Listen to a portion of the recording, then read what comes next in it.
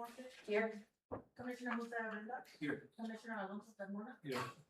Commissioner Julissa Talamantes, Commissioner Valerie Duvalgada. Here. One absent, Judge. We do have a forum, pledge allegiance and to do the Texas flag. Pledge allegiance to the flag of the United States of America, and to the republic for which it stands, one nation under God, indivisible, with liberty and justice for all. Honor the Texas flag. Pledge allegiance to the state, one state under God, one indivisible.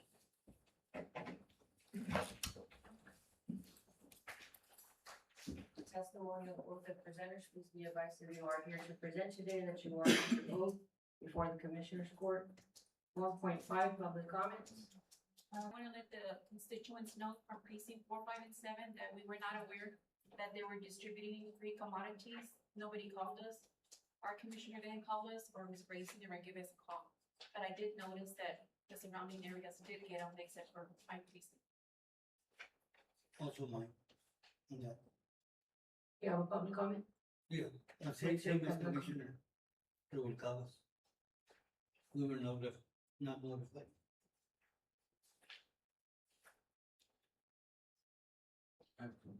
Commissioner Odena, you have a public comment? Yes, ma'am. Judge, I would like to advise the constituents that we are presently working on Houston Street in collaboration with the city on resurfacing that partial street, and we'll be moving along to Hay Street and Clark Street as we progress. Thank you. What's your? Houston.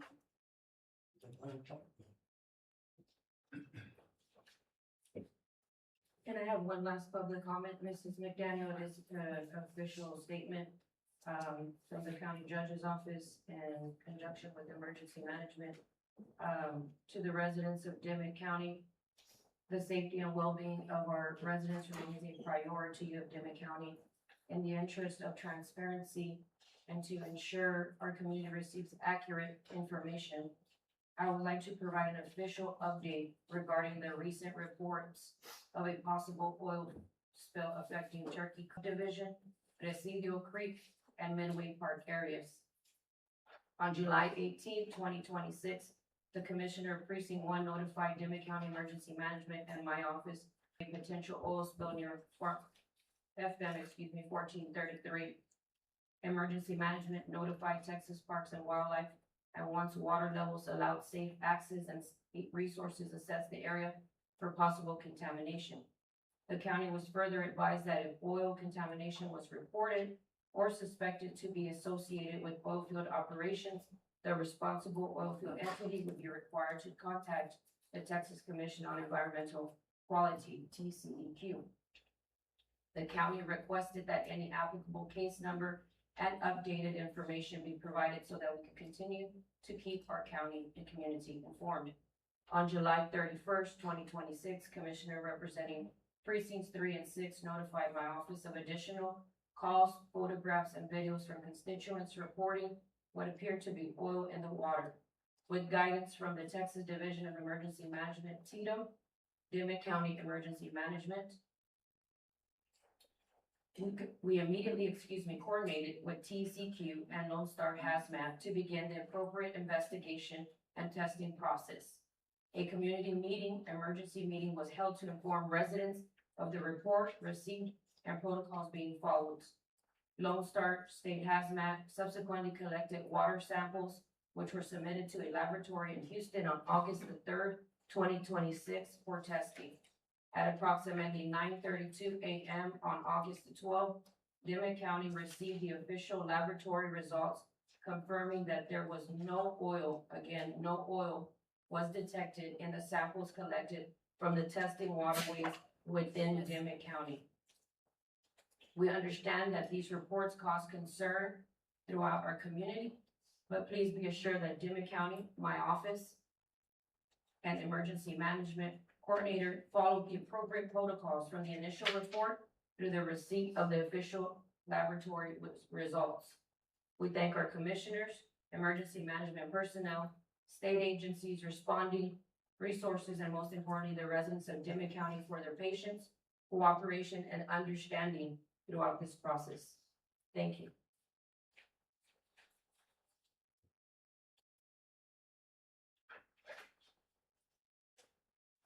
1.6, approval of meeting, August 3rd, 2026. Subject to any corrections, so. Motion by Commissioner Noguera, Second. second by Commissioner Uranda. All in favor? Aye. Any opposition? Motion carries. 2.1, informational. To invite the court and other elected officials to a presentation hosted by FirstNet AT&T located at the Arena IT Department. Mr. Castaneda, you want to give information on that? FirstNet is coming down to explain their services and what they could provide for the county, since we do take, like one of the things that they can provide is a mobile cell on wheels, which is just a cell tower that they can bring on a trailer. Additionally, they're going to provide any county employee that has AT&T to sign up with FirstNet, so long as they meet certain criteria, like such as helping out in emergency situations, not just limited to first responders. Thank you, Mr. Castaneda. Mr. Castaneda, can you put that a little bit forward and to the right, please? Or my right. There you go. Thank you. 2.2, sports complex update by Mr. Franklin.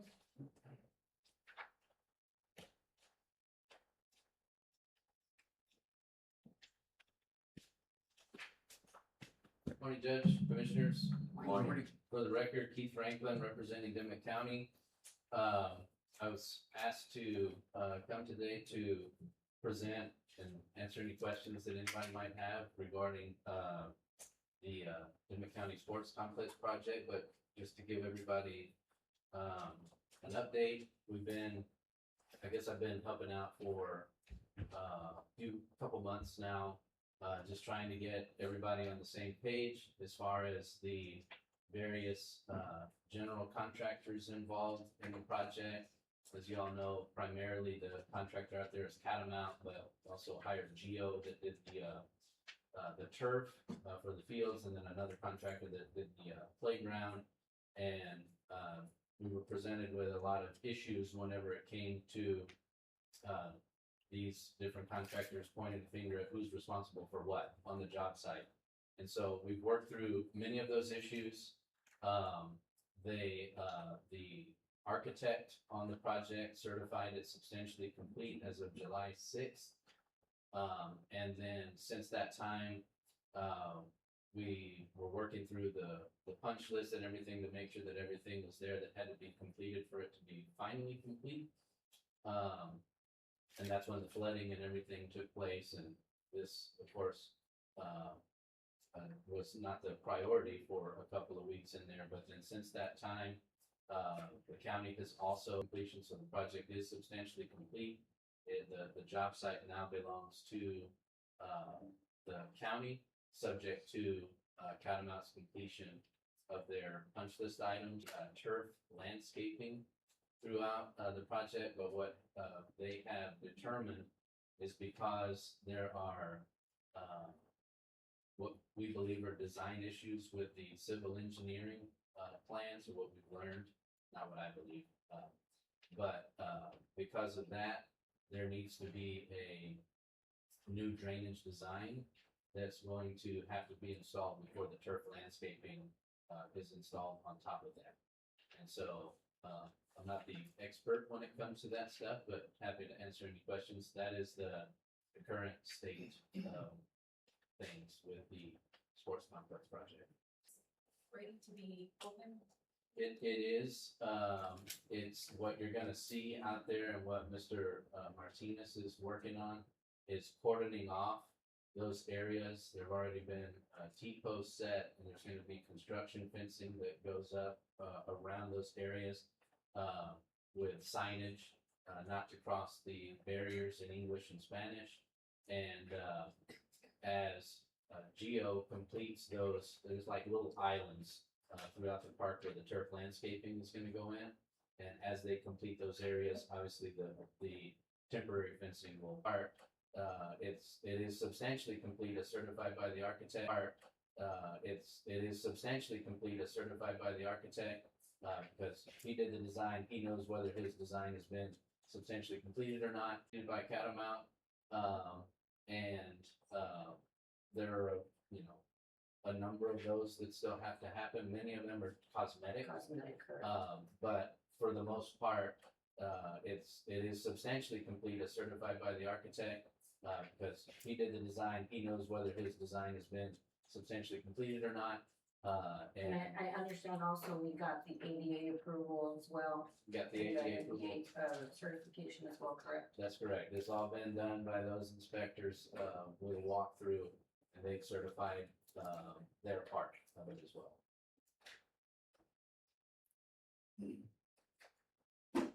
Any questions, other questions? I have a question. Yes, sir. Mr. Franklin, and I don't know, the inspector for this project, is he not available? Mr. The inspector for the project? The one that was over the project, Mr. Martinez?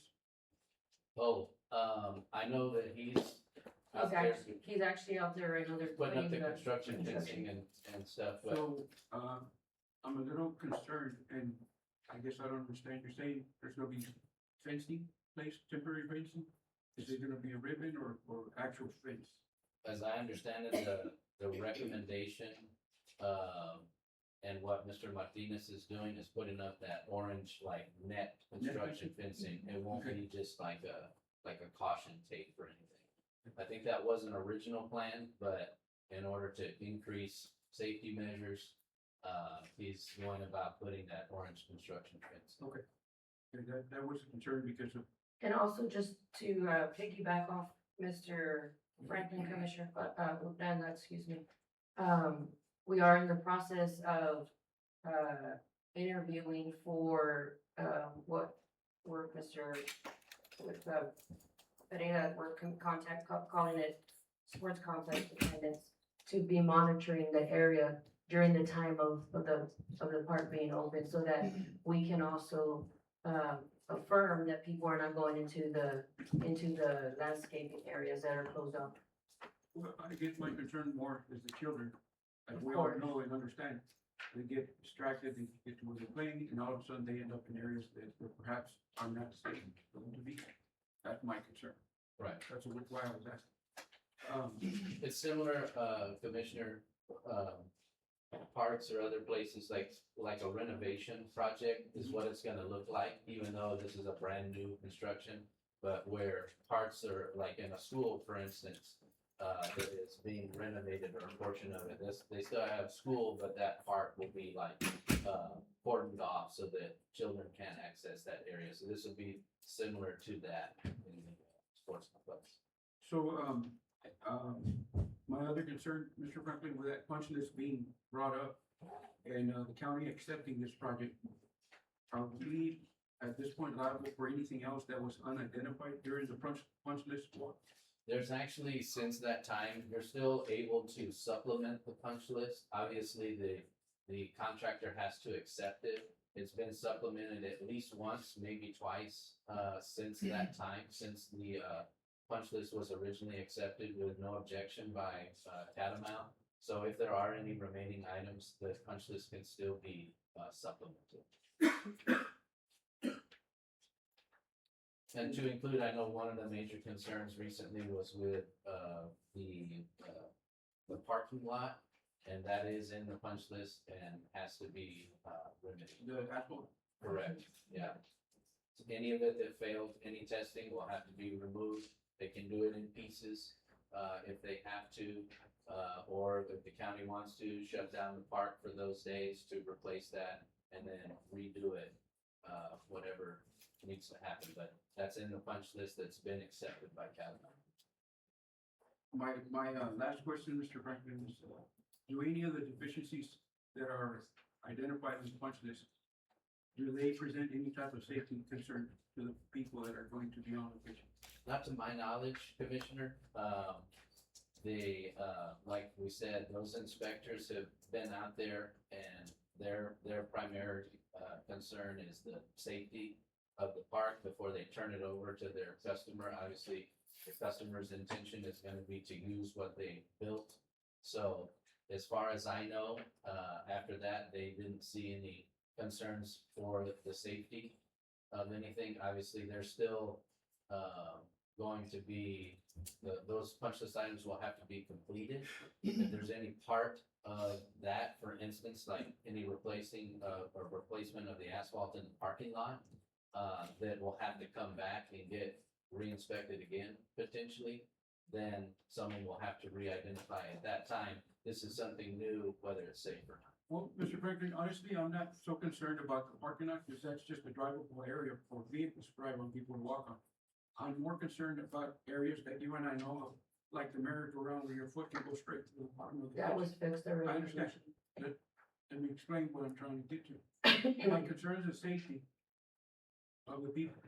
Things like the parking lot, I mean, it's not, it'll get fixed when it gets fixed, but things like that, for example, Right. I'm trying to give you an example of what I'm really focusing on, and not so much the parking lot or the sidewalks. Yes, but sir.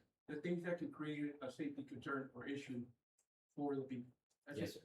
And that issue that you identified has since been remedied. Otherwise, that playground, or maybe at least the merry-go-round, would have to be included in what was cordoned off. It would not be open to the public. But since that's been corrected, since you and I saw it, that part is able to be opened up. So any part that is identified as unsafe or anything like that, you're able to cordon off, have the contractor or someone else remedy that before it would be reopened to the public. Thank you. Yes, sir. So, excuse me, I just started late, but I do have a few questions as well. So it's under informational, meaning we're not taking a decision today based on anything regarding the sports complex. So it's just as far as information to be transmitted between both the attorney and us. It's a report for you. A report, okay.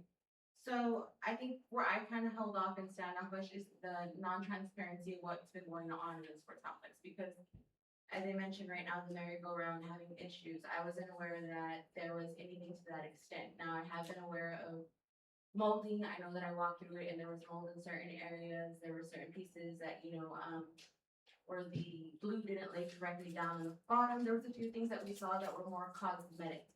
The one thing that I was mainly concerned with was the PSI testing, because one time y'all guys came in, I know you've been using about 5 different contractors, they're doing different things.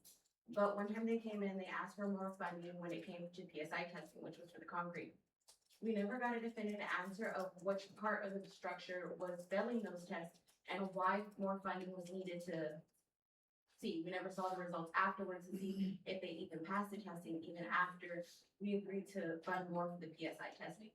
So I think that's what's the main concern with me, is that the unwillingness to be transparency of the issues that we're facing out there, and especially because they could be a potential great learning opportunity for this board, especially because it's been the first project that has been built in Dimmit County in a long time.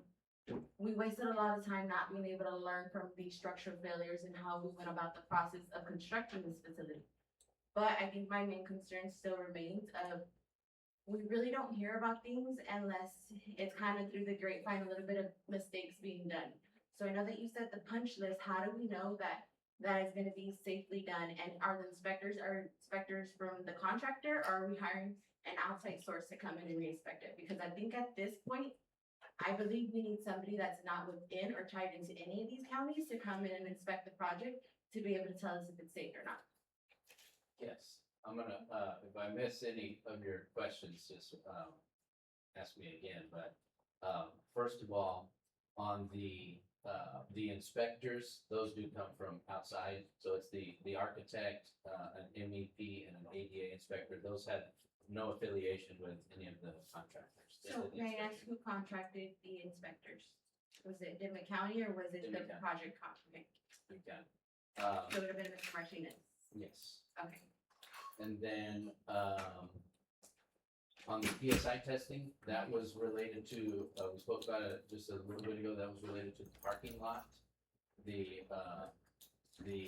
was, whenever they did the inspection, or even kind of prior to it, they were noticing issues with pavement, especially after there had been rain on the project, spots where it was sinking, stuff like Is that. it asphalt or cement? It's asphalt.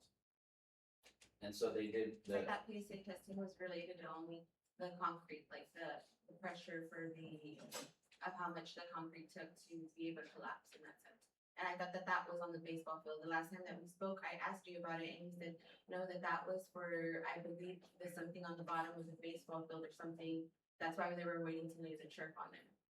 Yes, so that, when you were talking about when they requested additional funding for PSI testing, I assume you were talking about the most recent time, which was with respect to the asphalt. There was a prior time, probably the beginning of the year, where there was testing done on the fields themselves before the turf was laid. And there were, places where testing was, coming, they never did like the core sample type of test. They did hammer testing and they, drove a water truck over it and stuff like that. And it passed those tests, but there were spots where the concrete itself was not the type that was supposed to have those specifications that were in the contract. And so what Geo did for us instead was extend their warranty on it from either 20 years to 30 years or 25 to 30 years for this field. So if there's ever any failure of the concrete, they have to come and replace it for free.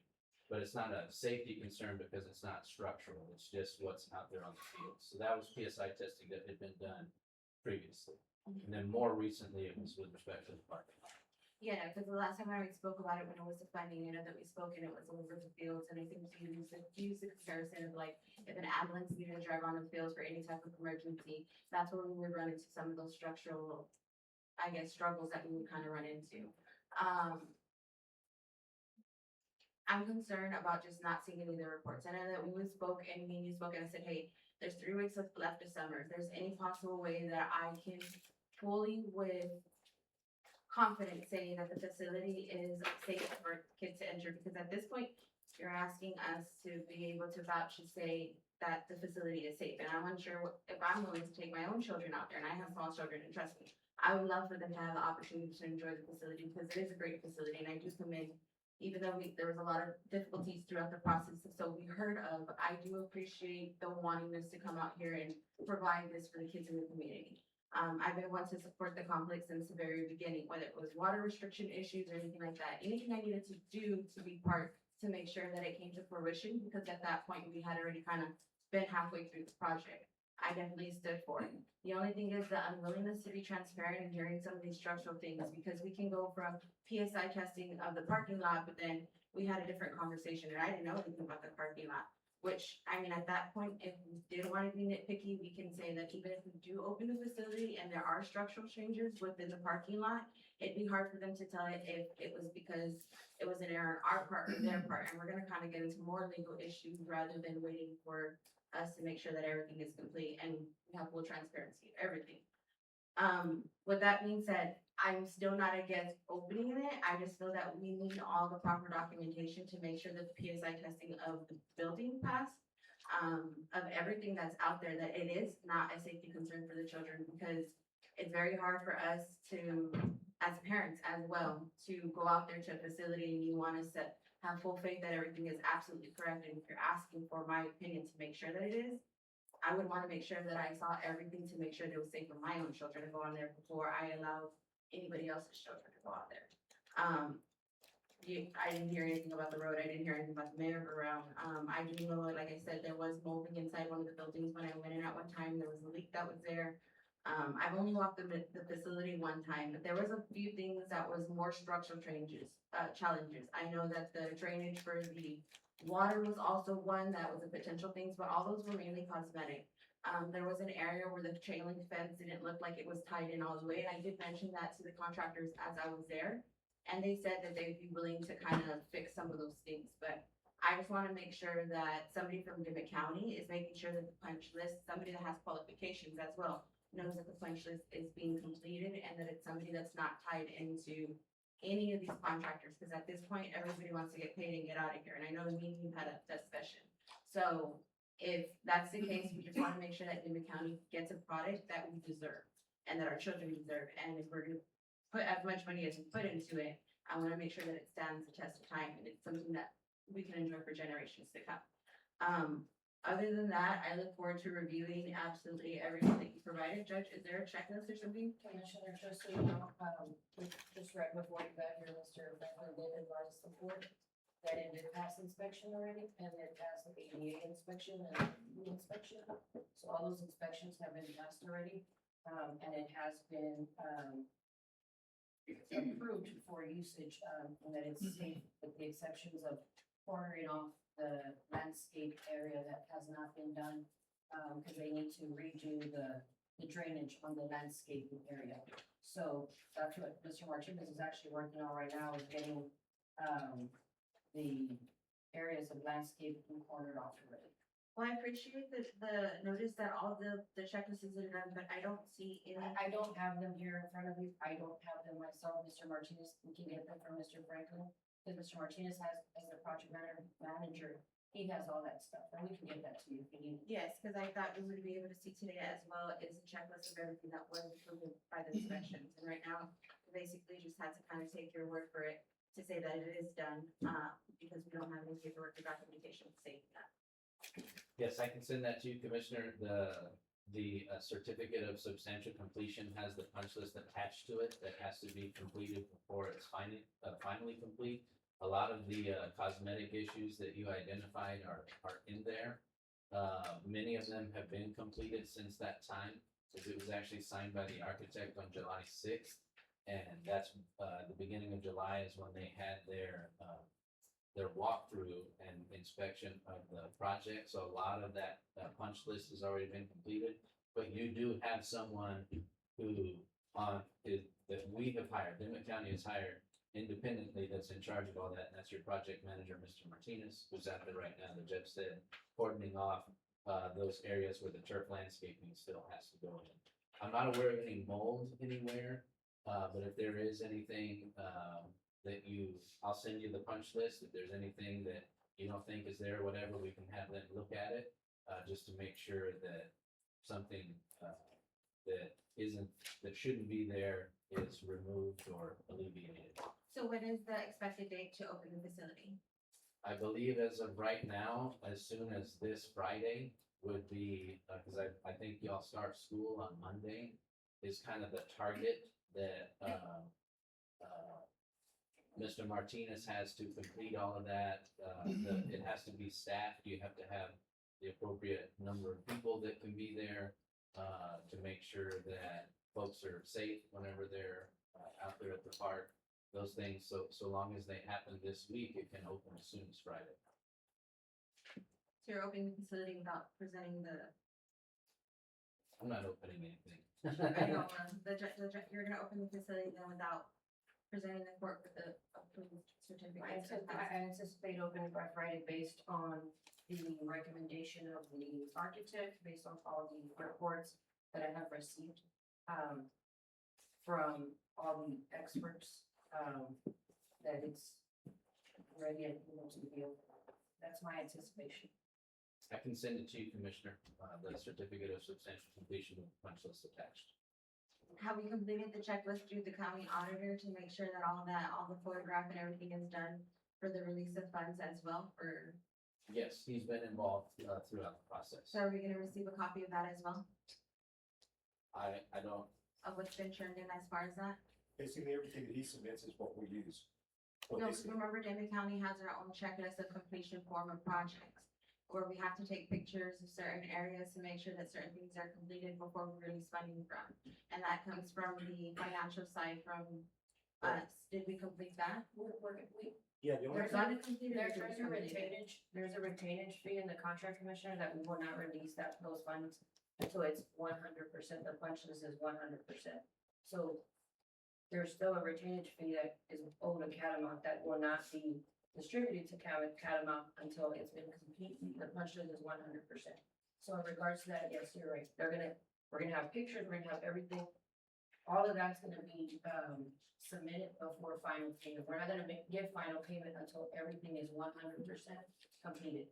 But we're talking about utilizing the facilities that can be utilized already. But while they're completing other areas, it was kind of like what Mr. Franklin was saying, like whenever someone's trying to remodel an area, they close it off and they're using some part of it while they're remodeling the other part. We don't pay until it's 100%. Until that punch list is 100% completed, we will pay the rest of the amount. Judge, I do appreciate, putting the agenda item on the agenda and having discussion with the court on everything having to do with the sports complex. I just find it very, very hard to have full faith in the decision making, especially when not being provided any documentation showing that the structure is safe. At this point, we just have to take word of mouth and a lot But of the the time. structure is safe, Commissioner, we you're have gonna nothing. get your report. But we have They'll nothing, give but you we the have nothing report. as of right now, and that's just my main concern, because if people vote on us. I'm not gonna open a project by Friday and put this county at risk for anything, Commissioner. I'm gonna make myself very clear right now to you, to the constituents and everybody in this room. I am not gonna jeopardize Dimmit County. I am opening this project based on the recommendation of experts like our council, Mr. Franklin, on the project manager, Mr. Martinez, on our architect, Mr. Calzada, on the ADA report that says that it's accessible for disabilities, on the MPE report, everything that there is, I know you use the word structural, that there is no structure other than There wouldn't be the, a leak of molding getting into the building if but there was that's no not structural structure, that's not, issues. structure is like the building, structure Yes, is and there the, would be no- that is not structural, you're using a word that does not. I just wanted to be known that if it is That gonna is- open up, that it it's is opening cost- up based just on your word and it's basically going on word of mouth. There's It's not nothing on my that's being word, I'm presented opening it us based as on, paperwork being provided to the court telling us that it is safe to go by. and I I will do know get that. I do know that I will give you that, Judge, absolutely. I do know that you have no ill intention of putting anybody in jeopardy. Thank you. But historically speaking, patterns have shown is that a lot of the times you take a step forward without considering the fourth or the fifth or the sixth steps. No, And I, that's all I'm trying to avoid, but that is a personal opinion. So if there is nothing as far as a decision being made on this topic, I do appreciate the time, and later on, we will have a further discussion to make sure that that paperwork is presented to us. And it isn't something that's just being told to us as word of mouth. We do need proper documentation showing that it is safe to enter. If not, that's not something that, I mean, this is not proper practice of opening up a facility. I don't think anything has been a proper practice, but, thank you, Mr. Franklin. I appreciate your time, and I appreciate you coming down here to have this discussion. Thank you, Commissioner. And you, at any time, you have any questions Yes, sir. on anything that I'm working on, or you have a request for documents that I may have, all you have to do is ask and I'll give them to you at any time. Yes, sir. I know you've been very, very upfront with having that open transparency with the court. Thank you. I appreciate it. I just wanna mention that anything that we have paid has been approved by the architect that work done. And we do not pay until they sign off on any report. I understand that, Mr. Pereira, and I do appreciate that as well. It's just that we haven't been presented anything in court as far as it, so I'm grateful that y'all guys are doing this part as well, and I do believe that you have done it. It's just, us as a court have not seen any paperwork regarding the facility, and that's, which is a little bit concerning. We can send you the pay request that we have received and that we have paid out and signed by the architect and signed by. I Well, appreciate you, Mr. Pereira. yeah. I really do. Thank you. Thank you, Any other Mr. questions? Okay, thank you. 3.1 approval of bonds. Well, Judge, I have one, but I'll bring it next. No bond. 3.2, discussion and appropriate action, approval of waiving fees for use of rodeo arena for the Rio Bravo 4-H prospect show on November 14th, 2026. Good morning, County Judge, Commissioners. My name is Katrina Longoria. I'm the manager or sponsor of the Rio Bravo 4-H Club. Rio Bravo 4-H Club is a 4-H club over in Eagle Pass, Maverick County. I believe this is going to be the 4th year that we've hosted a prospect show here at the Dimmit County Rodeo Arena. The reason why is our prospect show is so big, it can't be accommodated with the facilities that we have in Eagle Pass, and thankfully, Dimmit County, our sister county, has an excellent facility that we've been able to use. Just to give you a recap, most of I think last year we had upwards of 160 participants in our prospect show. And we were able, for the last 2 years, Rio Bravo 4-H has given scholarships back to graduating seniors at Carrizo Springs High School with the assistance of Commissioner Urenda. He's helped us identify and some of the graduating seniors. He's always been very helpful, with the rodeo arena and helping us with the project. In addition to giving back, some of the proceeds coming back to graduating, seniors at Carrizo Springs High School. We also allow local organizations to run the concession stand. And I think for the last 2 years, we've had a local youth sports organization that has run the concession stand, and all of the proceeds have gone directly back to that youth sports program. So, we would ask the commissioners court to entertain waiving the fee for our use of the complex on November 14th. And we want to give our thanks and appreciation for allowing us the opportunity to host the event here. And I will say that year after year, the majority of participants at this show have been Carrizo Springs participants. And just by the nature of the timing of the Prospect Show, it allows 3 separate opportunities for the children of Carrizo Springs to get their projects out there. I know Ms. Wilson hosts one in October, we host one in November, and then the Dimmit County Livestock Show Association hosts one at the beginning of December. So it just provides another opportunity for your community and the kids participating in the livestock show in your community to also have that practice run and see how their projects are doing and get out there. We award great prizes, buckles, backpacks, banners, ribbons, all the sorts of things that the kids love to see. And we love hosting this here in Dimmit County. And we hope you give us the opportunity to do so again this year. If I can answer any questions, we're happy to do so. Any questions? My motion. I have a motion. Any other questions? Yes, Judge, the only Go question ahead. I have is, last year, was it a waived fee, or is it we charge a minimum of like $10? We can establish $50. It was 50, right, Miss? I feel like I think it was 100. 50 or 150, I can't remember right off the top of my head, that we paid as the deposit for the facility, and of course, we're willing to do that, Yeah. again, if that's what the county would require.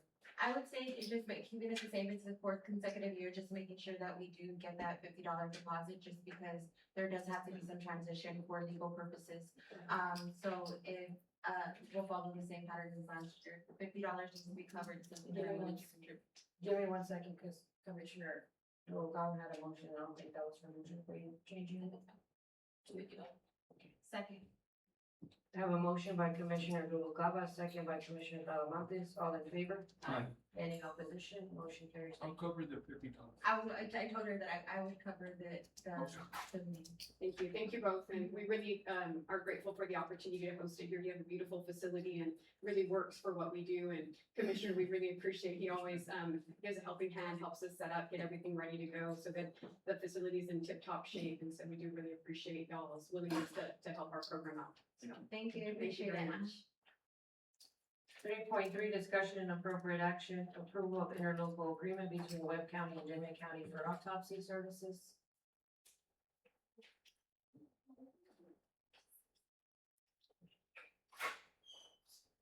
In regards to this, contract services, Commissioner, there has been no substantial change other than the date of contract to begin October 1 of this year to end September of next year. Motion to approve. This is for the autopsy, okay. This is for Yes, ma'am, I understand. anytime that, the JPs get called out for an inquest, or there is a murder or anything of that sense, and they request an autopsy to be done, the county pays for it.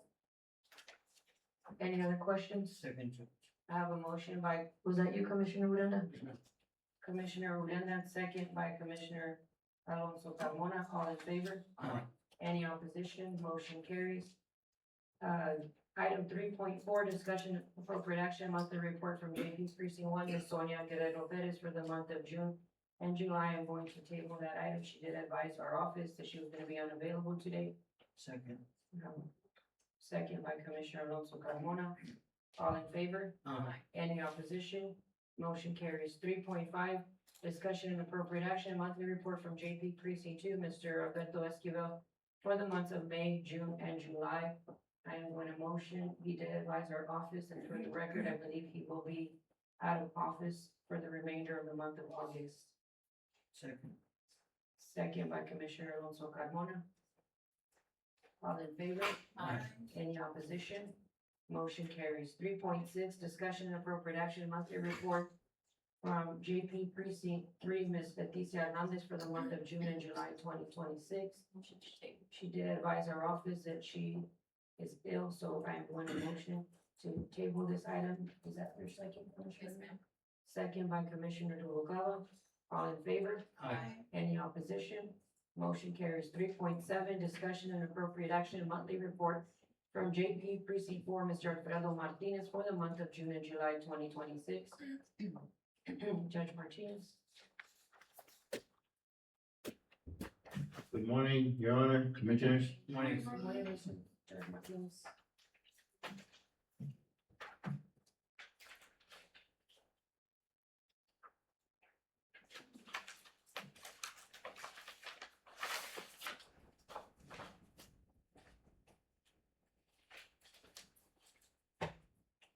Everything's up and running, Mr. Martinez in the office. Yes, ma'am.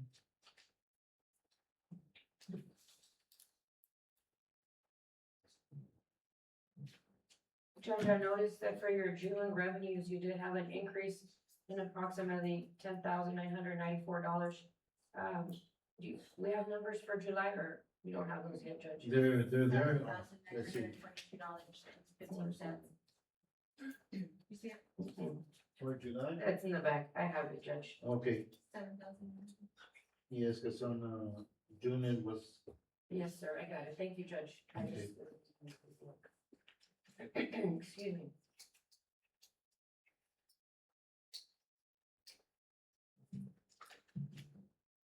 Questions of Judge Martinez? Motion to approve. I have a motion by Commissioner Alonso Carmona, Second. second by Commissioner Noguera. All in favor? Aye. Any opposition? Motion carries. Thank you, Judge. also that, Mr. Uranda had requested my magistrates and inquests. And this is the copies of it. Thank you, Judge. About one page. Okay, appreciate you. Thank you, sir. It's only from October, the fiscal year, Last year. October of this year to last week. Thank you, Judge. And you said these are the magistration and Go inquest? through the administrations got done from October the 1st till last week, and the inquests. Okay, Thank you, Judge, appreciate it. Okay, thank you, Judge. okay, thank you. Martinez, Judge, will you have an extra copy for me? Yes, I'll provide you mine. thank you, Judge.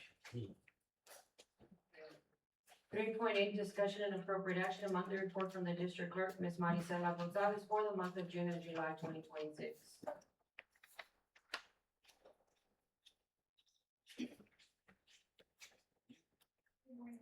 Good morning, Good Judge morning. Commissioners. Morning.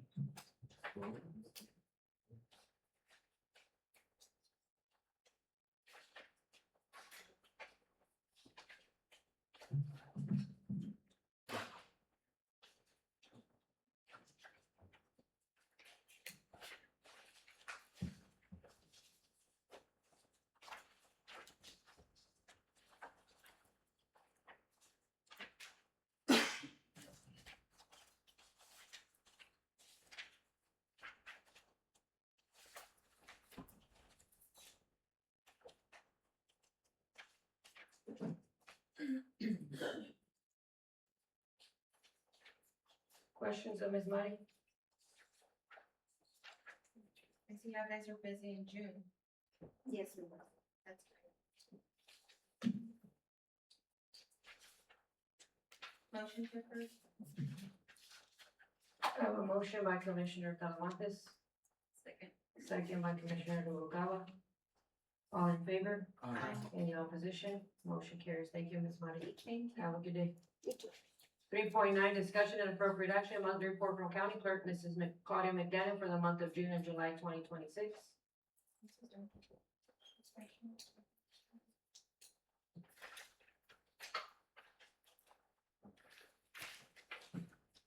Judge, Yes, ma'am. I mean, yes, sir. for the record, we borrowed, Mrs. McDaniel's packet, backup, our iPads didn't have our Maybe no. We're using the.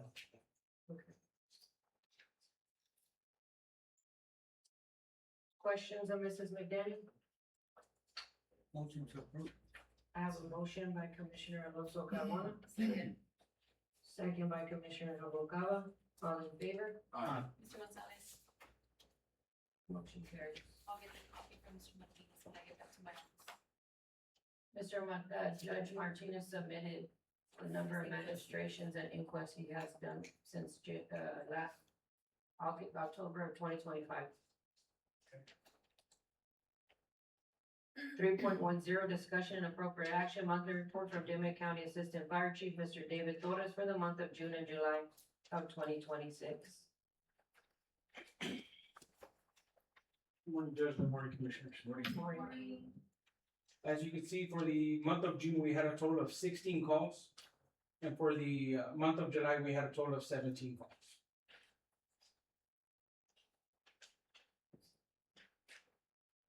Mr. Torres, I'd like to thank you as well for assisting us, the other day when we went out.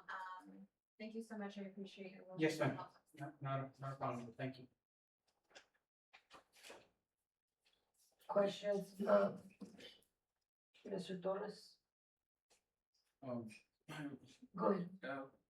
The burn ban, is it still lifted? I believe so, yes, sir. The only reason I'm asking is because I identified there's a lot of brush fires and grass fires. This is just mostly on, from where we're seeing on, some of them are on the side of the road, but a few of them have been inside the property due to some of the individuals leaving the brush piles unattended, and then they're catching the surrounding grass due to them not correctly doing the correct area burn. Right. But most of the grass fires that you do see on our reports are gonna be off to the side of the road. This heat burns up, dries up the grass pretty quick, so. Yes, sir, it does. Yeah, it's what it is. It's, it may be green on the top, but it's everything that's on the bottom that's still kind of dry. Even though we get all this rain and everything, it's most of the bottom layer that's burning. We appreciate y'all keeping an eye on it. Yes, sir. Thank you, Mr. Torres. Other questions? Just clarification real quick. So we do have the burn ban still implemented currently? As far as I know, it's been lifted, yes, ma'am, but we're still doing it the way we had already, we have done it before. So In the previous meeting, the way we were doing it. Okay. Yes. Other questions? Motion. Thank you, Commissioner Odena. Second. Thank you. Second by Commissioner Talamantes. All in favor? Any opposition? Motion carries. Thank you. Have a blessed day. 3.11, discussion and appropriate action, monthly report from Victory Evans for the months of May, June, and July of 2026. Good morning, everyone. Good morning. Good to see you guys again. I have the ones for May and June. I do not have the one for July. But for May, we had a total of 75 calls in the city, emergency calls in the city, 38 emergency calls in the county. And for June, we had a total of 67 calls in the city and 44 emergency calls in the county. Welcome back. Mr.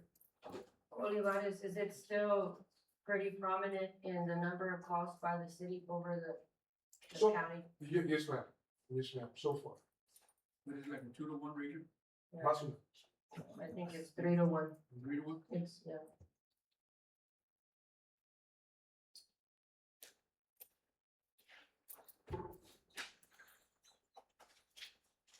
Other questions of Mr. Olivares? Are all your units up and running? Right now, we still have 3 running out of the 4 that we have. Did we receive that grant for, the ambulance? If I'm not mistaken, I believe so, but as far as information, like how, what we've gotten so far, I'm not too sure. We did, I believe we were Awarded. awarded. Yes.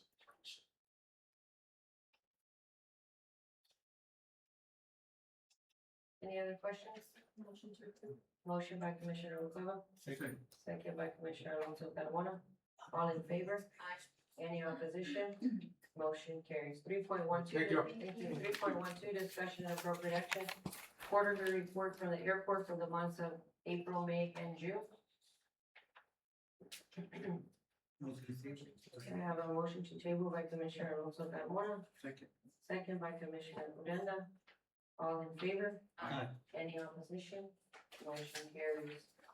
3.13, discussion and appropriate action, approval to hire one full-time deputy through the OLS grant 0.375905 effective September 1st, 2026. Morning. Good morning. So it's one, fully funded through the home start. Yes, Is there any overtime or is it just gonna be a 40 hour? it's gonna be overtime. Is it gonna be overtime? Have the backup, you don't have the backup.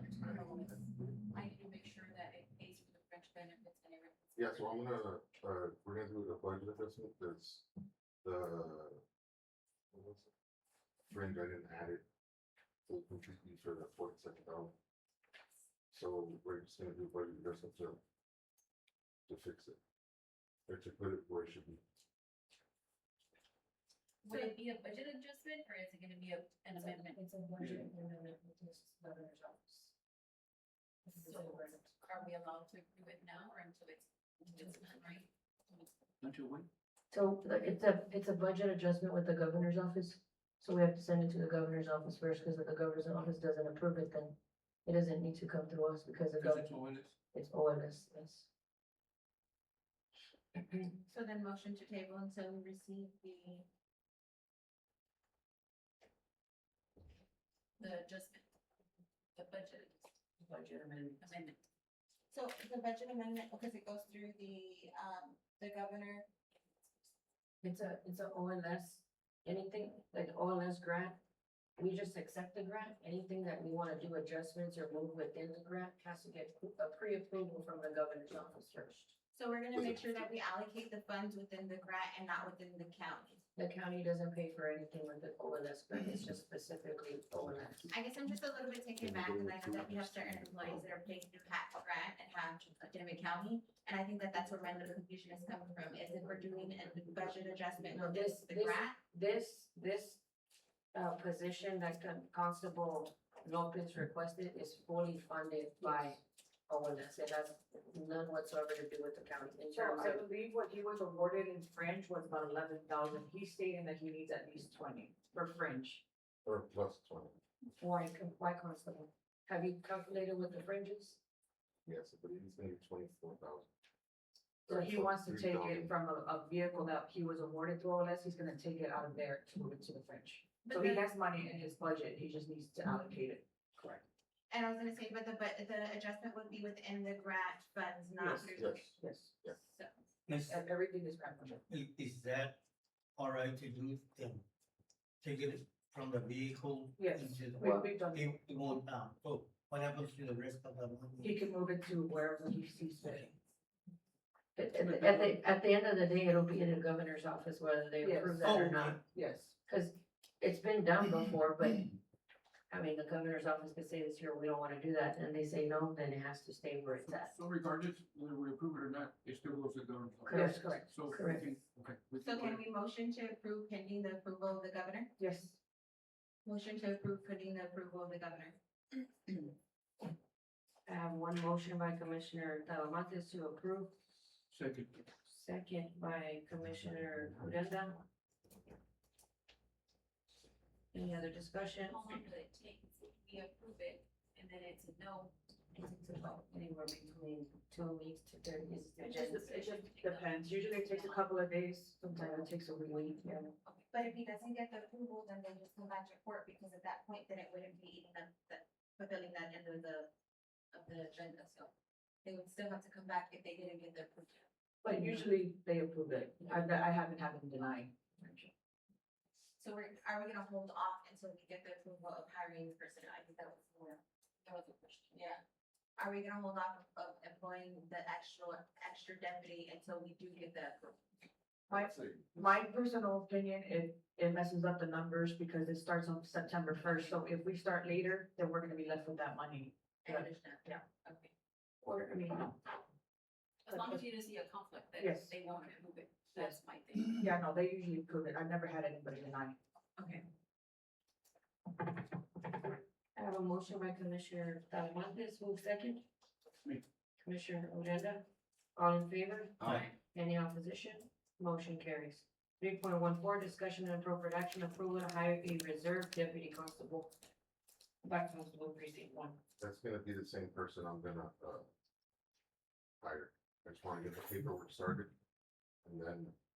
So is he gonna be your deputy constable, or is he gonna be He's your gonna be reserve? for now, until I get everything situated. And it might be early September months for us. August. September, middle of September. So he should be able to get on board middle of September, until then I wanna keep him reserved. And then I'll switch him over full time. Any questions? Motion. Are we allowed to ask the name? I think for the hire, Not right? Yeah. not on the record, just to each person, but we just, you have to, Okay.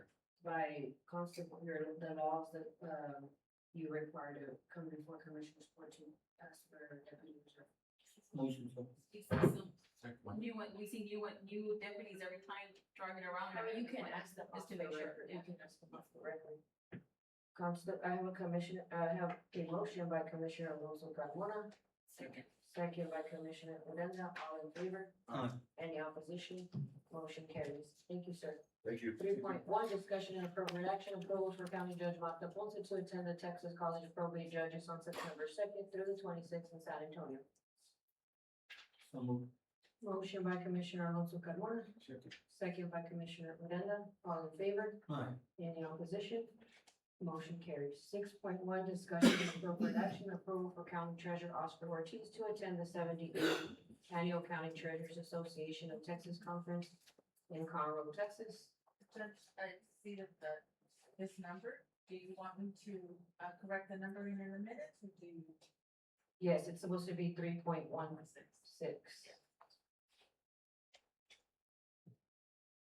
And the next one is what? Yes, it's Mr. Ortiz's. And that will actually throw off all the numbers, so I'll just adjust it all again. It's 3.16. Motion. I have a motion by Commissioner Odena, Second. second by Commissioner Alonso Carmona. All in favor? Aye. Any opposition? Motion carries. 3.17, discussion and appropriate action, approval for County Treasurer, Mr. Oscar Ortiz to attend the TAG Legislative Conference August 26th in Austin, Texas. Motion. Motion by Commissioner Alonso Carmona, Second. second by Commissioner Odena. All in favor? Aye. Any opposition? Motion carries. Thank Thank you. you. 3.1. Give me Well, one. that's not. Eight. Okay, it's 3.18, 3.0 Commissioner. We're gonna have to help. Yes, 3.18, discussion and appropriate action, monthly report from county commissioners for the month of June and July 2026. We'll start with Commissioner Precinct 1, Jose Odena. Judge, we continue to work typically on our biggest challenge in the precinct, which is Castelo Road. With the recent rains, the stand trucks took it upon themselves to gracefully leave us about a 9-mile trail of ruts that have been taking up a lot of material and time. So we're repairing that and mowing along the right of ways of the precinct roads. We're also been assisting with the brush pickup. Also due to the recent couple storms we had more the older trees. There was quite a bit of brush pickup for us. We'll continue to monitor and maintain as needed. Any questions for Precinct 1? Over to Precinct 2, Commissioner Alonso Carmona. Judge, basically the same thing, maintain and cut the grass on the right of ways of the county roads. However, we did take 7 loads of base material to 173, which is Escondido Road, alias known. Fix some holes that were there that were pretty large, and continue doing just the maintenance of the grass. And for July, same thing, maintain and cut grass and assisted the city with their interlocal agreement on picking up brush for the city. And, then we paused there for all the flooding that's going on for a week, so. That's my report. Precinct 3 and 6. Judge, I did not submit a, road report, but I'm willing to give a verbal. Basically, we have moved from precinct 6 after the flooding, and we've been making our direction towards precinct 3. As of right now, we are in, K-Bar, Road. Just real quick, Commissioner, is this, you didn't submit for June and July, or is this report for just June or July? So this is just in verbal, because I'm only seeing Commissioner Precinct 1's road report on the agenda, I mean, on our backup, but, I have precinct 2, June. okay, I don't have precinct 2. I have precinct 5. Maybe I have it in my backup. Like I said, I didn't submit it, but I am willing to give a verbal report if you'd like to get that. I still need. I know, I can submit it after the fact, that's what I'm just saying, I can just go ahead and give it and then give it after that, unless you'd like me to wait, I have no issue either way. Do you have to report to that? I do, and I have 2 parts to step on. I have one on the backup for consistency, for just to make sure that everything lines up. That's fine. Go ahead, Commissioner. She said to go ahead and, wait to give the You're gonna verbal, table? yeah, she said go ahead and wait so that way it remains consistent to go ahead and table, so I provide it on the next commissioner's court. Yes, Because the ma'am. item will show that it's approved, but then there's no backup, and then it becomes. Understandable, I'll go ahead and wait. So Judge, go ahead and table Three. precinct 3 and 6 for, June and July, Ms. McDaniel? 4, 5, and 7. 4, 5, and 7 table for July. Motion to approve Commissioners Precincts 1 and 2. So moved. Motion by Commissioner Alonso Carmona. Second. Second by Commissioner Noguera. All in favor? Aye. Any opposition? Motion to, entertain a motion to table precincts 3 and 6, 4, 5, and 7. Motion. Motion by Commissioner Uranda. Second. Second by Commissioner Alonso Carmona. All in favor? Aye. Motion carries. 3.19, discussion and appropriate action, approval to allow the Crystal City Athletic Booster Club to host a fundraising golf tournament October 3rd, 2026.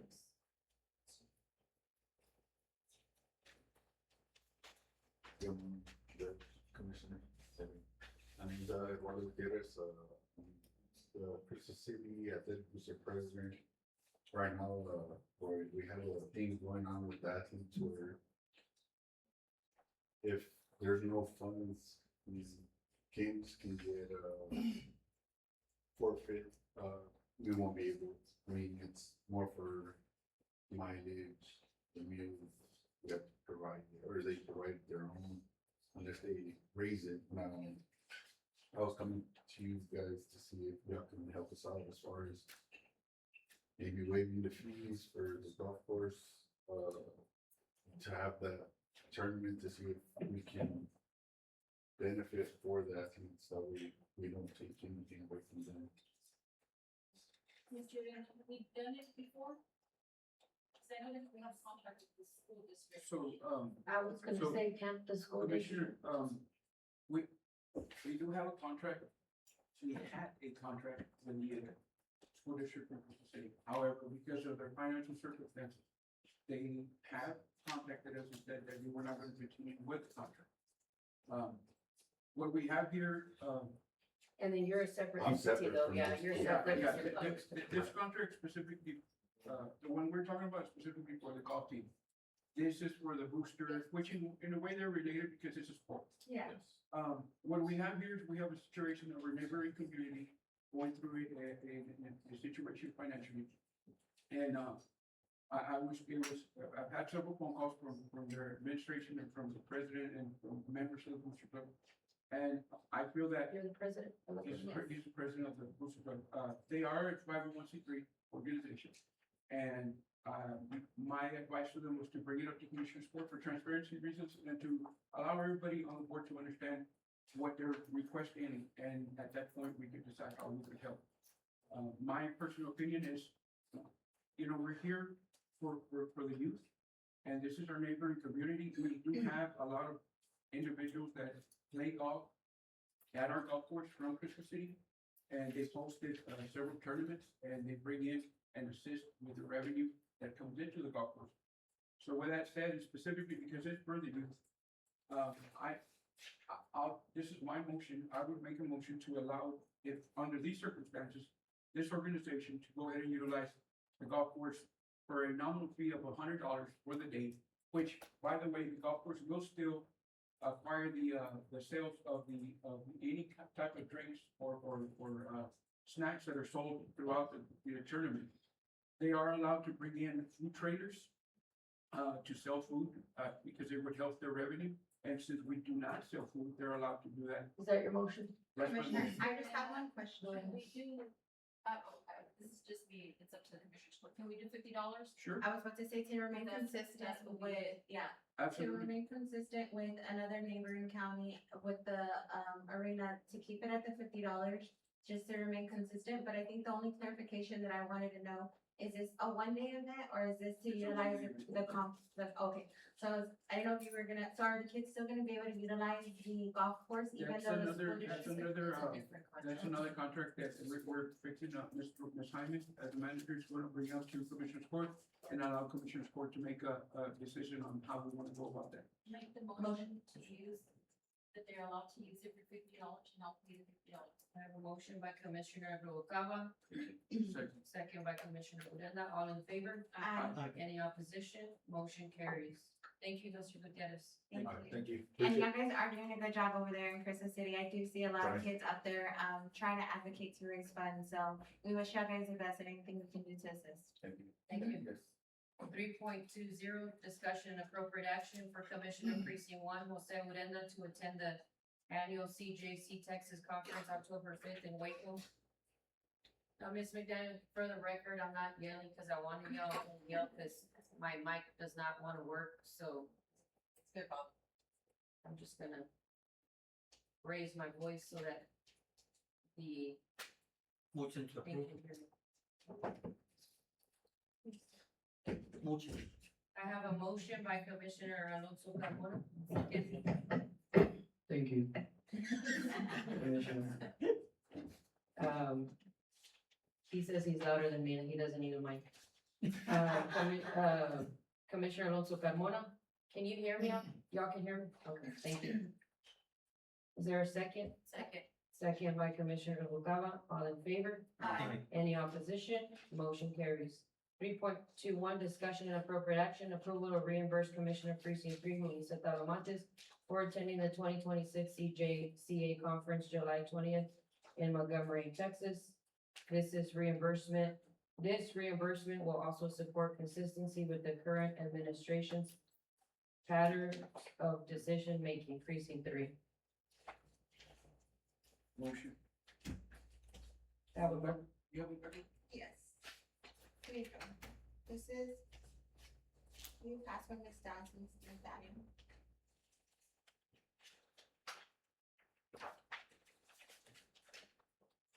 Let me know when you have enough, Judge. I think I have That's one good. extra. That's good. And here is the back.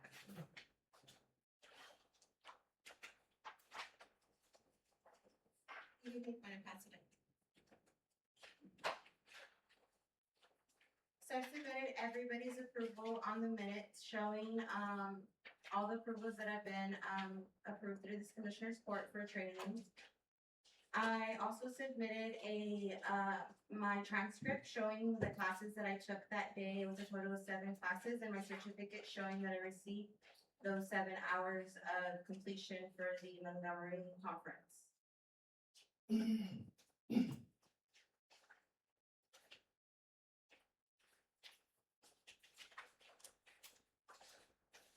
And also to point out, we're currently approving travel as we go.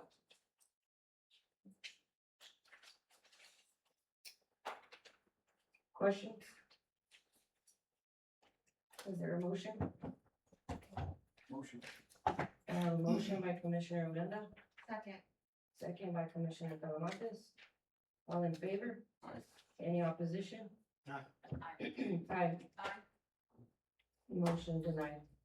So I just wanna point out that it does seem like it is politically driven, to not approve the travel to go to the Montgomery conference. I've shown that I take it very, very seriously, the training that I receive when I'm out there. Y'all guys know from experience that I do go and I do take, the learning opportunities very, very seriously. A travel has never been denied in this court. The fact that I'm being restricted from the reimbursement is a decision to the court that I'm going to respect. But I also let it to know that it is politically driven, to not approve it because it does not remain consistent with the historical speaking patterns of this court. So again, the fee I am willing to go ahead and eat, but just to let you know that it is politically driven, this decision to not claim this reimbursement. For the record, it is not politically driven, not in my opinion. I think the paperwork shows. Because I also asked the last time, if you had a reason, you said, well, cause we just went to this one and I said the agenda was different. And when I told you that the agenda was different because there was classes on there that I hadn't taken, and then I also did let you know, the only time that you've ever denied a travel is when it's an out-of-state travel. And I did let you know that it wasn't an out-of-state travel. I will say that Commissioner Carmona did not give me a reason as to why I was being denied, just the denied, and then the judge said that because of funding issues, but again, we are currently approving more travel. She's gonna go to a travel in San Antonio. Just for the record, Ms. McDonough, I think the minutes reflect that I never said anything about funding. I just said that was my decision. No, the one prior to that, you went ahead and you said no because that you didn't feel that we had enough money in the travel, and I said, well, we just approved other 3 travels afterwards, and you said, well, that's after October. Last Commissioner's Court, you did say that you were just not simply going to approve it, but then I also pointed out that you moved funds for the sheriff's office to be able to compensate for the travel that they needed in their departments. So again, if you don't have an actual legitimate reason that y'all guys can show tangible proof as to why you're denying this travel, to me, for personal, I guess, belief, I do feel that this is political because not wanting to approve the travel for reimbursement does not remain consistent. We've reimbursed everybody that's come up here for reimbursement, and we approve basically everybody's travel to go. Whether they come and they provide the certificates or when they learn the training is not something that we usually ideally look for. But I went ahead and I put it in the packet to show that whenever I do go to training, I take it very, very seriously. But there was no reason as to why. If you'd like to correct me, let me know the reason as to why you don't want to approve the training. I'd be willing to open to have that conversation as well. But as of right now, it does seem politically driven. Any other comments? 3.22, discussion and appropriate action, approval to authorize and approve the use of county equipment and personnel to blade private roads affected by the 2026 natural disaster flood to restore access to homes to material is utilized. No material, ma'am. No material is utilized. Excuse me? There was supposed to be no material. It was a typover that was made, but on the agenda that I submitted, it's to no material, no material. It was just a typover. Okay, so it's supposed to reflect No material is being utilized. no material being utilized. Yes, ma'am. To restore access to homes, no material is utilized. Yes, ma'am. It's already been worked on? Yes, it's just to be transparent. I know that a lot of the times when I have to work on roads, there are interlocal agreements. I have to present it to court to let them know exactly what it is that I'm doing. But on this one, I work within the natural disaster, the declaration of disaster. And so I was blading some of the roads, but just to give access back to the homes that were out there. I didn't use any materials to anything, just to be able to gain that access back into the people's residence. Questions? So it's been done already. Yes. Are we allowed to do that? Let's do the declaration of disaster to be the same thing as us picking up limbs and branches whenever that storm came through for the brushes. Remember when we got onto county property and we took off all the movable Sure. brush? Can you call Mr. Franklin inside, please?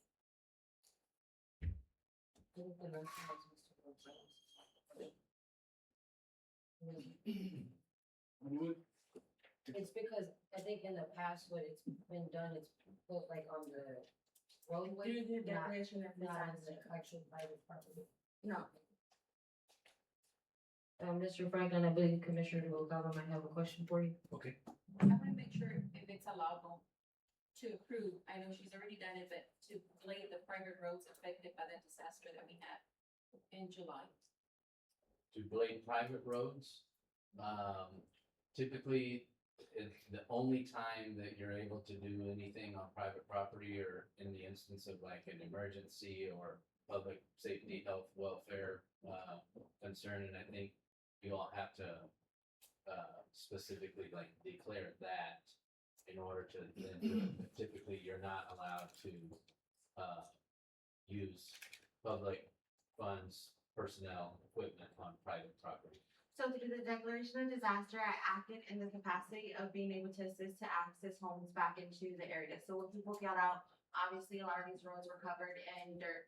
So basically we went in there just to blade the roads to be able to get them access back in and out of the homes. I want to say there was only about 2 residents that I helped and assisted with it that had no other means. But we didn't utilize any material. We just went ahead and went on there and basically worked the same dirt. So that way they could just get access back into their homes. Through the natural disaster, I acted in the same capacity as we did whenever the windstorm came through, and we were able to access people's properties to remove like limbs and trees off of the houses and the homes and stuff like that. I know in certain situations we did ask for debris and brush to be placed on the outside, but in certain situations when that wasn't a possibility, then we did enter the private property guidelines to be able to provide that assistance. But by all means, I want to take full accountability of all my actions, so I will say it again, I did help and I did assist in that capacity. I didn't use any material, but I just made sure that they had access to their homes. I would have done the same, don't get me wrong, but I just want to make sure that we're doing it the right way. And you all already had your disaster declaration in place? Yes, it was during the declaration of disaster. Yeah, well, without looking at the details, because I don't want to just say absolutely yes or absolutely no, I wouldn't know, but it's probably okay. If it was an emergency situation, there was no access, and it was during your disaster declaration, you're allowed to suspend certain formalities, like when it comes to procurement and different things, you're allowed to suspend those, during a disaster. So probably is about as best as I could do without looking at all of the details. It's okay, I'm used to batting my eyes and crossing my T's, and like I said, for transparency reasons, I will under. Well, it is good that you're bringing it before, the court now, certainly. So do you suggest we table it till you review it, or we can And approve it What under the declaration? I missed it. What is the, I don't even know what the item is or the proposed action. She was asking for approval, to authorize, it's approval to authorize and approve the use of county equipment and personnel to blade private roads affected by the 2026 natural disaster. Is this going forward? Is this stuff No, that you so already so did to the give way people that emergency hold on, access? Commissioner, the way it was written, the way she submitted it was in the present tense.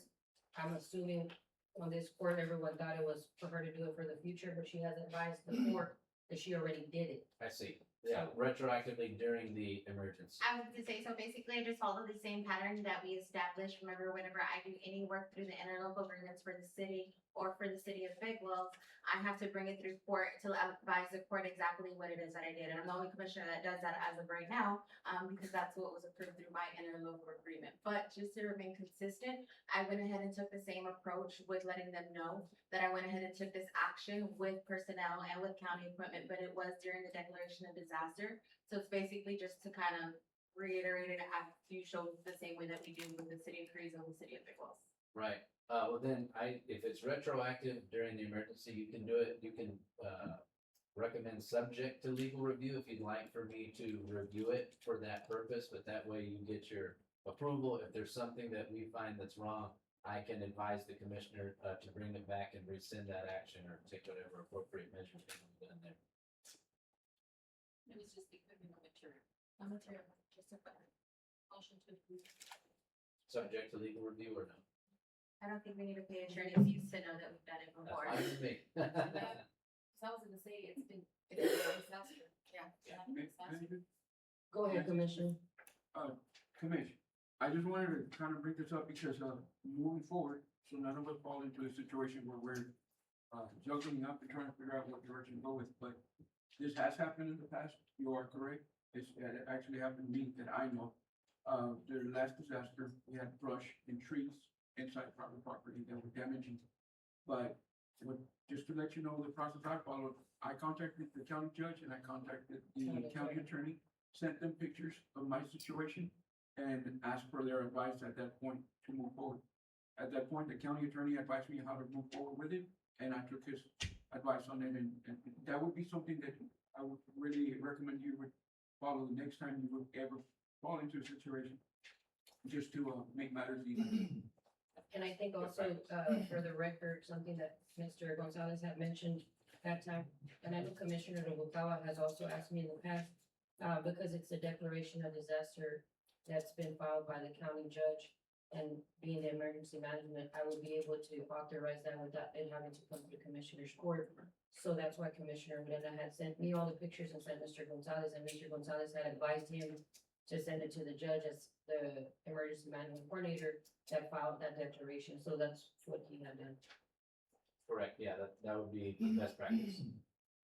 I can follow best practice. I just constantly have extra steps as to what's considered best practice when it comes to my precinct. And since my area was the only area that was affected, but I can definitely take the advice and the recommendation from the court to make sure that that's the pattern that I follow from here on out. What is your motion, Commissioner Noguera? The motion to approve. Second. Second by Commissioner Uranda, all in favor? Aye. Any opposition? Motion carries. 3.23, Just to clarify, if we just straight retroactive approval, not subject to. Straight retroactive approval. Straight, because I don't see why we have the declaration, just make declaration. Then it's a declaration of disaster. 3.23, discussion and appropriate action to review and discuss the energy proposal upgrades from Schneider Electric and evaluate key information for budget planning and decision making.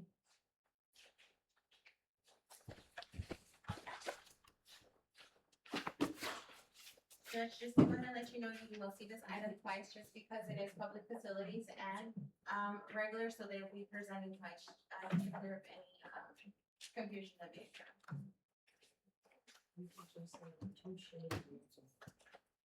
Well, there is a little bit of a price structure change on. Thank you, Judge. Commissioners, thank you for having us today. For the record, my name is Aaron Garcia with Schneider Electric, and with me today is Rafaela Gama. She is our project development engineer that did the site visit with us. Rafaela, can you spell your last name for the record for Ms. McDaniel? Gama. Gama. G-A-M-A. Gama. Rafaela. En español, always easier. Since she's got the mic, I'll let her give a quick introduction. Give me 1 second, Mr. Okay. It's not-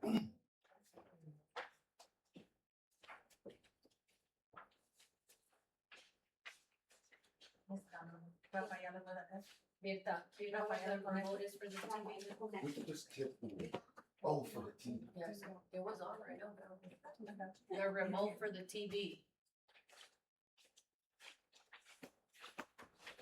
It's usually on that thing. Is it bounty?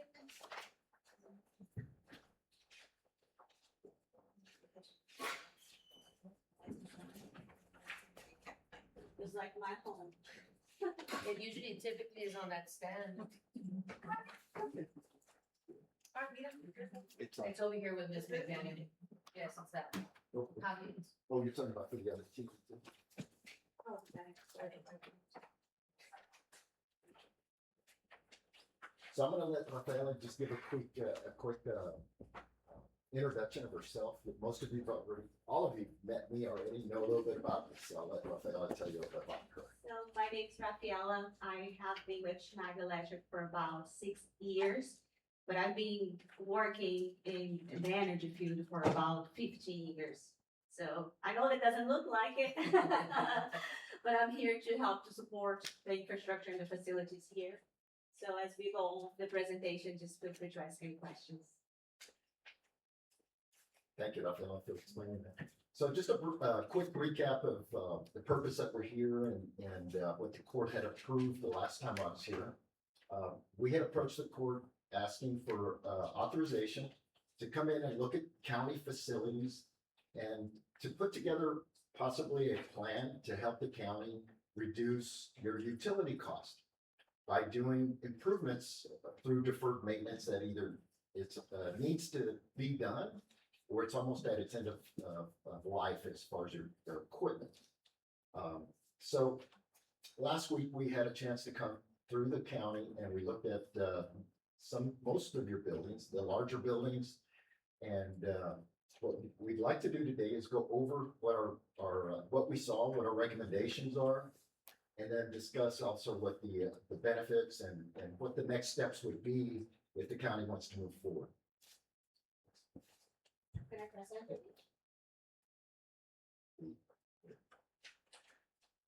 And as I mentioned earlier, the focus that we looked at during this preliminary audit, it's a very high level audit that we did. We were looking at your buildings to come up with energy efficiency and to address the deferred maintenance. Also to help the county as being a fiscal responsible. A lot of counties right now are looking at opportunities and ways to save through their utility costs, and what we're going to present is some options that bring that to you. And then also look at possibly standardizing your buildings to where equipment, things throughout the county could be more standardized to help the county have savings there as well.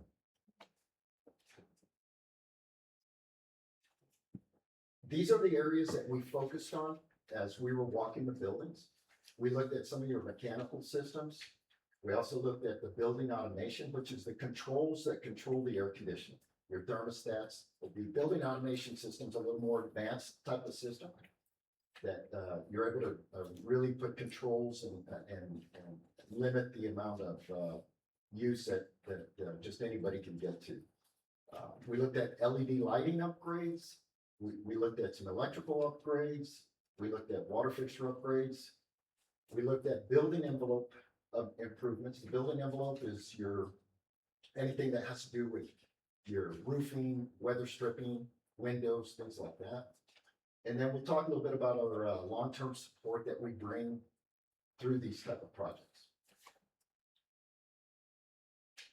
And this is just a snapshot of the program that we bring and that that's developed under the program that we use. It's a design build performance contract. When we come in, if we move forward into the next step, we're going to come up with a turnkey design and construction design. We use an agnostic approach for our solutions. We'll come back with a firm fixed price. When we do these projects, we based on the amount of utility savings that we find, we come back with a guaranteed amount that we'll be able to save, whether it will offset the cost of the entire project that the county decides to move forward with, or sometimes it pays for the whole project as well. Then the nice thing about this project, it's a single accountability. So there's no pointing fingers. The sole responsibility falls on Schneider Electric, and that's another benefit. These next few slides are going to be actual pictures and recommendations that we had through some of the buildings that we walked through. And I'm going to let Rafaela jump in. So let's begin the technical portion. So if I say anything that you're not familiar with, just stop me right away and I can break down. I know that engineering can be overwhelming. So beginning the technical portion, let's look at the immediate needs that we identified during the site walk. And it was the condition and the reliability of the county's HVAC system. So specifically at the border patrol, it was overwhelmingly amount of dangerous conditions. That's how I would describe. For example, RTU1 on top, you see that the equipment has failed multiple times, and it needs new equipment and components inside because it is deteriorating. Looks like it's becoming an operational issue, not just a comfortable or energy efficient issue. Also, while we are walking into this building today, we got informed about the HVAC air conditioner failing at the sheriff's office at the jail this weekend. So it is not just an energy efficiency, but it is operational. Through the business case development, we found out that in the past 3 years, the county has spent on the average 150,000 a year just in maintenance for the border patrol alone in HVAC equipment. So it is operational. What we noticed is that sometimes when you guys have power outage there, the equipment doesn't restart. And you're putting Band-Aid on it. That's the best way to describe what we saw it. The question right now is not only if what the county is spending today fixing, because it's not fixing, it's putting Band-Aid on, but it's whether those dollars are creating a dependable long-term solution. HVAC is only one of the portions that we notice. Do you mind passing to the next slide, please? And also just to clarify, we use a lot of acronyms at Schneider. The RTU is rooftop units. Oh, yeah, thank you. See, that's the engineering that I said earlier. HVAC was only part of the opportunity. You want to point out like the roofing here also is in pretty bad shape around the air conditioning units. You can see where that's all rusted out. The maintenance department is doing a good job. Your maintenance department's done a great job in patching some of those areas up, but you still have some areas that need to be addressed. So not only is that an issue right there, but it causes leaks when it rains, of course, to the rest of the building. Yeah, talking about the leaks. Next slide, please. You can see what's happening on the roof, right? This is water damage, ceiling titles. It's an evidence of past ongoing most type of infiltration, so rains, water.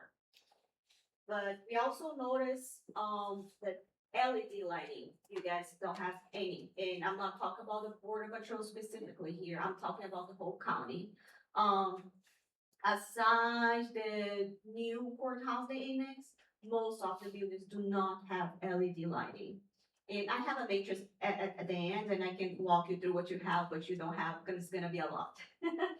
But moving forward, so what we found was a mixture between fluorescent and compact fluorescent lighting, so older technology.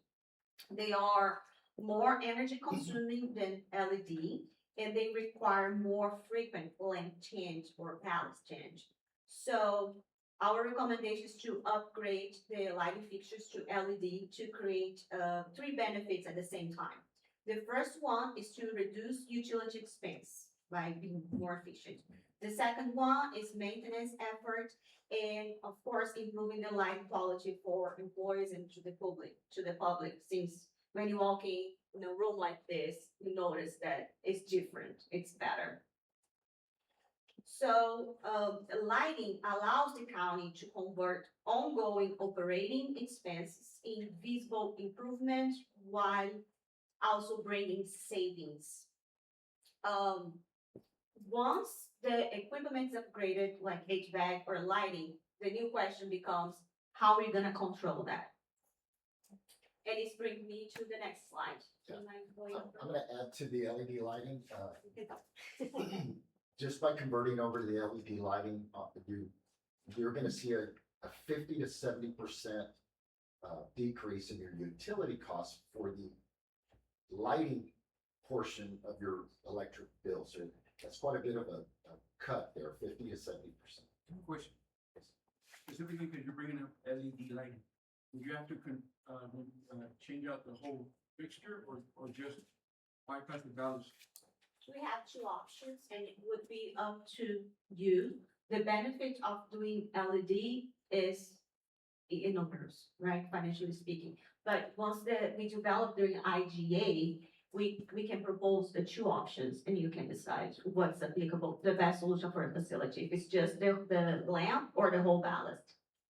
Yeah. It's case by case. So They can convert it or they can replace it, but it would be up to you if you would wanna take the, based on what they can present as savings to go LED, you can pick whatever best suits you, whether you wanna convert what we initially had, or if you wanna replace it, but there are options to convert. Because it's pretty cost efficient converting, because we converted, we just finished converting our barn to LED, we just bypassed the ballast Yeah. and change the sprockets with a new light. Yeah, that's the least cost option. But then you might have one of your buildings that you wanna do a cosmetic modernization look. Makes sense. So then, and give it a new look, more modern. So that's an option too. So we'll look at both, and then obviously the retrofit that you're talking about is most cost effective, and that works out for certain areas. One of the things that you all and I discussed was the lighting. Where do we get it? And I explained to you about this situation right here. I can find this light. So if there's something you can put up, if we go LED, is it something that I'm gonna find that is compatible to this lighting and not go through example to China or somewhere, because I can find this strip. Yeah, no, I that's had it. an electrician's blueprint, and I can understand it's a new building and it's supposed to last, but things fail. But when that went out, as we started looking for the lighting, well, it's become obsolete. Yes. So where does that leaves us with this year? We got a pretty, maybe 10-year-old building and the lighting is already fading. Yeah, so when we come in and our engineers come in and develop a project, we're looking at equipment. The nice thing about our type of project, it's not about low cost, low bid. It's about what's gonna bring you most efficiency, what's the better equipment to go that has a better life cycle to it, and proven performance. That's the way we focus on our projects.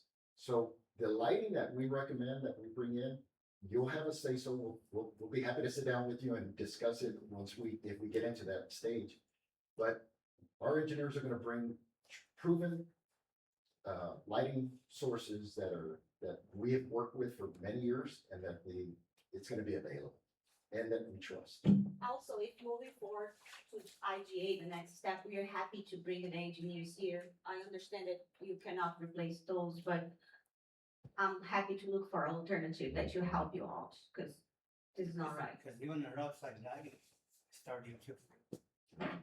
Happy to dip that into that to help. Thank you. Building automation. Today, most of the county operates through manual thermostats. So you do not have a centralized building automation system that gives limited visibility on how your HVAC system is operating.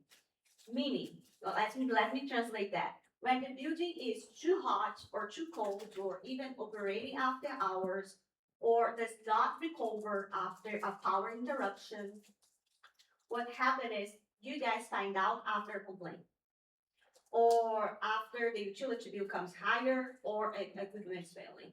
You don't have a proactive approach. So our intention with the system is not just cost savings here, but is to allow the county to monitor the HVAC system through one platform. So let's imagine that someone is running a building after hours or an event like we had earlier today. You or someone from the county who is responsible for maintenance, you can go through your phone and program or change the program. So the automation system is not gonna replace your team, but you actually give them the power, the ability to troubleshoot remotely. So if something fails, you can shut off right away. We are not just proposing new equipment, we are proposing a better way to operate and to monitor and control what you have to extend the lifetime. Do you have anything to add? Yeah, I'll add that on the building automation system, not only does it bring the benefits that she spoke about, but just to talk a little bit more about the operational side, your equipment, by putting a building automation system like this countywide, will also help the longevity of your equipment last longer, because when your equipment's not being scheduled correctly, it continues to run and operate more than it needs to. Talking about controls, I would like to bring your attention to the jail. So at the jail, what we noticed as we did our site survey was that the existing plumbing configuration represents a potential opportunity to reduce water consumption and improve the operational control. What that means? That means that currently what they have is older, outdated, high flow fixtures. It does not regulate how often you flush. So what that means? That means that you can have unnecessary water usage by intentional flood done by inmates. And this is very common in jail environment. So, and also creates a strain in the pumping system. So what we recommend is to standardize pumping component, control jail cell toilet, and time control shower. The goal is not to simply replace fixtures, but gives the county a better control over water consumption, reduce utility expense. Every gallon that the county avoids purchasing, using, treating, creates an operational benefit that can help and support the broader program. Anything to add here? It's pretty straightforward. Let's talk about building performance in general envelope. So what we noticed was visible air gaps around exterior doors, especially at the treasury office and some at the community center. You guys also have single pane windows at the border patrol facility. So this type of fixtures, what happens? Well, hot air escapes during winter and air conditioner escapes during summer. So the HVAC system must operate longer to maintain the temperature and increase the energy used to balance out for the comfort in the room. So potential improvements may include sealing under the door, windows measurements, insulations, and other specific target repairs depending on the building. We discussed so far opportunities that we found that it will bring the benefit to the county. If you move to the next slide, I have the matrix. Thank you, Aaron. And what do we have here? Because we audit a lot of buildings. So as we discussed, now you can see what we found and where. So opportunities like lighting, HVAC, automation, electrical system, water, roofing, building envelope, they are found in different locations. So if you see at the top, we have what building we went and did the audit. So the jail, the sheriff's office, the rodeo arena, the historical courthouse, the annex, we went all over those buildings. And the intention here is just to outline the opportunity, what we found when we visited. The border patrol stood out just because of recurring HVAC issues, electrical interruptions. We had lighting concerns, roofing conditions, damage, and also the operational importance since they had power outage and the equipment doesn't restart immediately after power outage, so blackout. That's why it's flagged. But our intention here is to show the county every single opportunity. Doesn't mean that you have to do everything. You can prioritize what is most important for you at this time based on the urgency and the needs. Let's talk about financial impact. Is there any questions on that matrix? Did y'all make it to the Middle Road Grand Building? Which one? Did y'all get to Yes. visit the Middle Road Grand Building? Yes. Yes, we did. It's not on there? Or? It is in the matrix. Well, I couldn't. We might have named it something. I probably named something different, but if you go back, yes, Development Council Dollar Store. It's two buildings in one, right, sir? Mhm. We visited, it's mapped. Old. But let's move forward, talk about money, financials. So the intention here is to do a preliminary county-wide financial picture. Meaning we still have to go through all of the utility bills and calculate how much money you will be saving based on the scope of work that you decide to move forward with. But usually projects like this, the opportunities like we just saw it, we estimate something between 15 to 30% utility reduction based on the capital invested in the cycle of 20 years partnership. So this money represents dollars that the county is already spending and may otherwise continue spending in utility or reactive maintenance or aging infrastructure. So our goal was to redirect a portion of those expenditures toward reliable HVAC, modern lighting, improved controls, water conservation system, stronger building performance, and a better place for the citizens. This percentage, as I mentioned before, is preliminary. Our investment graded audit, what we call IGA, is where Schneider Electric will be able to validate the utility baseline, engineering scope, cost implementation, available and savings, and everything that we can bring to help you guys to save money. So the intention here is instead of allowing utility and maintenance costs to continue to increase without improving the facility, is to redirect the opportunity to put the dollars to work in the favor of the county in the long term. Talk about long term. Long-term support. What differentiates us from other companies is the approach. This is not a traditional equipment replacement project and buy.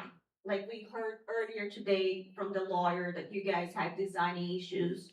That doesn't happen with Schneider because we are called one turnkey partner. So if something goes wrong in the project and you point a finger at us, we are responsible for it.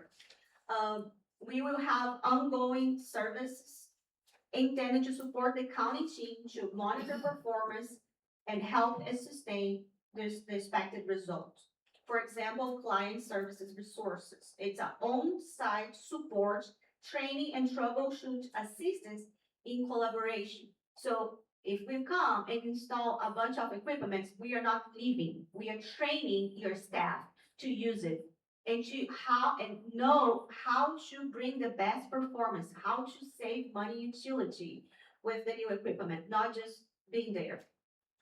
Also, resource advisor. This is something that we provide because we want you to have transparency in an annual report or even monthly on reconciliation, how much was and how much you're spending now. It's possible. Remote monitoring. Anyone from anywhere, as long as the person has internet, they will be able to see and monitor the building performance. And we understand that this type of support is what brings accountability to our project. So if something goes wrong, we are one call away. Our intention here is to not leave Dimmit County with a project. Our goal is to leave the county with a better facility, better information, train the staff, measure results, and a partner who is accountable for long-term performance through the course of 20 years.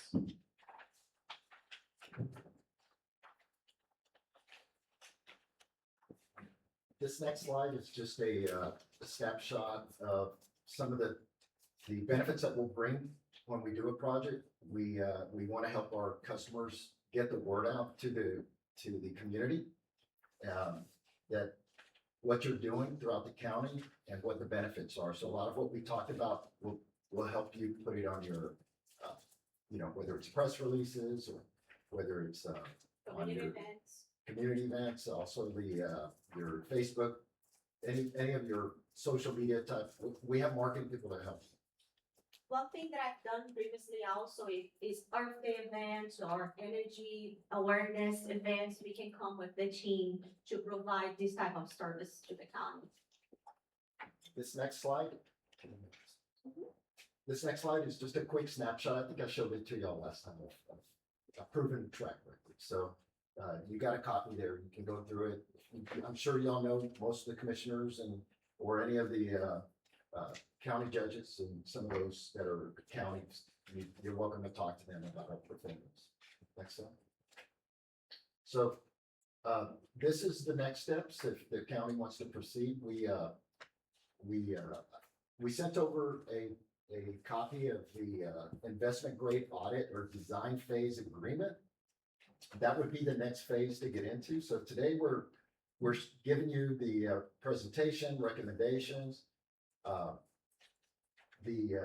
If we move to the next step, there is a fee amount to move into the next step.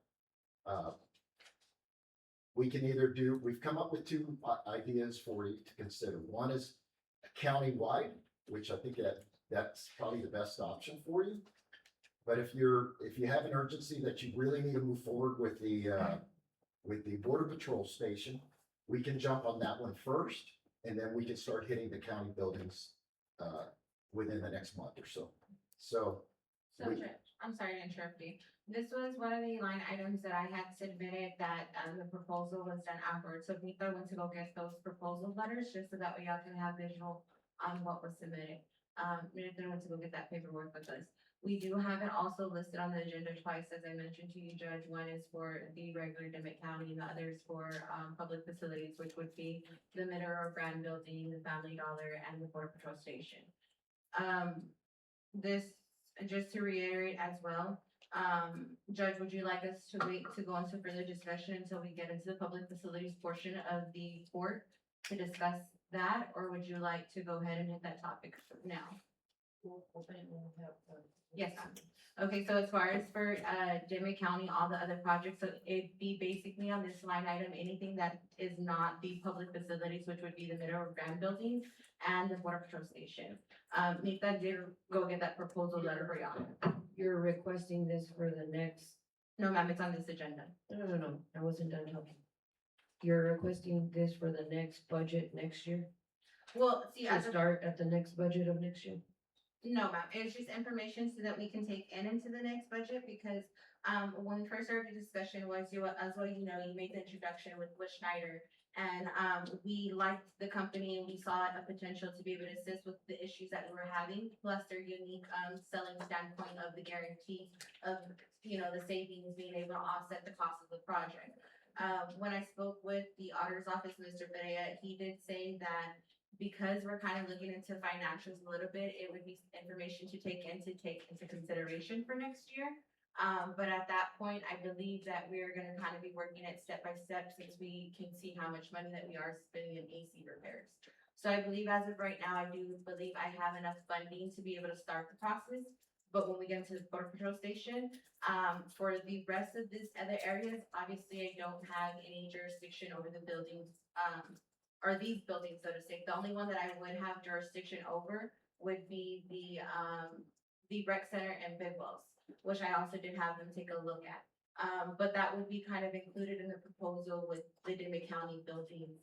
And again, Aaron and Mr. Rafaela understand that the Border Patrol Station is my main concern, so it's kind of something that we can hit the topic of how much it costs, or if they want to break it up as well to see how much each building would cost. I did ask them as well, as far as the investment that we would be making to step into the next phase, those funds would still be allocated on any future costs to be able to use for that amount. So if we give them a total of $120,000, which I believe is a proposal for Dimmit County buildings, that $120,000 would move us into the next phase. But whatever project we did decide to do, or whatever changes we did decide to do, that money would be allocated towards the cost of that one project. So if we started, let's just say, the sports complex, so to speak, then the money would go from the $120,000 to be deducted from the actual project that's going to be presented. So it's just a retaining fee, basically to say that we're gonna make a commitment to at least move forward on all buildings, if not one in that area. Yeah, let me add to that. So the fee amount is basically an agreement that we're gonna move forward. We don't collect that. That gets rolled into, so let's say it takes us 3, 4, 5 months to put the project, finalize the project. So we've taken it to 3 different phases: a 30%, 60%, and a 90% review. So when we get to 30% of the of the detailed audit phase, or the engineering phase of it, we're gonna come back, visit with the county, whoever needs to be part of that meeting, and we're gonna say, okay, here's the scope of the work right now. It looks like it's gonna be around, I'm just gonna throw a number out, $4 million. Okay, that you may say at that point, you know what, 4 million, we probably need to stick around 2 to 3. So we'll reduce the scope, and then we'll get into, when we get to 60%, we've narrowed it down, we've identified, we're coming back with more firm fixed pricing for that scope. You still have the opportunity at 60% to pull out some scope and make the project smaller. So we're working with the county, it's the county's project, to get to finalize it and get to 90% to what makes the most sense, what has the most savings, to come forward with the construction project. So once we get to the 90%, we'll be back for another approval to move into the construction phase. That 120 gets rolled into the total project. So it's not paid up front. It's just a commitment that we're going to move forward in the same direction. And I would also add as well is that there is one department within Dimmit County and that item that would be beneficial, that I'm pretty sure is gonna need some major upgrades, and that would be the sheriff's office for their ACs that are out there. So even if you did approve it for the 120, the sheriff's office would probably be the primary focus for that approval of that set amount. Any other questions? The only one I didn't see was fire station. Yes, we didn't make it there, Commissioner, but when I passed by there, it looks like you had a LED lighting on the outside, so I It's assume, inside of. I assume that you probably have. Well, in this next phase, we'll be happy to go look at it. No. If it is a priority for you. No. If you're having any mechanical, and plus it probably doesn't have a building automation system, so we probably look at that, tying it into everything. I have a question. Yes. You know, we spoke about the present lighting systems that we have and upgrading to LED, for example. I know there's, I've seen several, in several situations, even public grants that are out there just to promote the, transferring, the existing lighting that we have into LED lighting. Is there any type of grant system out there that we could look into, perhaps, that would, you know, have some type of money that we could allocate to any specific project? Yeah, that's a good question. Currently, there is no grants available, other than, there will be, and that's a good question, there'll be some rebate opportunities from AEP, because I think most of your counties all under Central Power and Light AEP. So when we do a full retrofit on the lighting and the air conditioning, AEP gives some rebates back for reducing the load.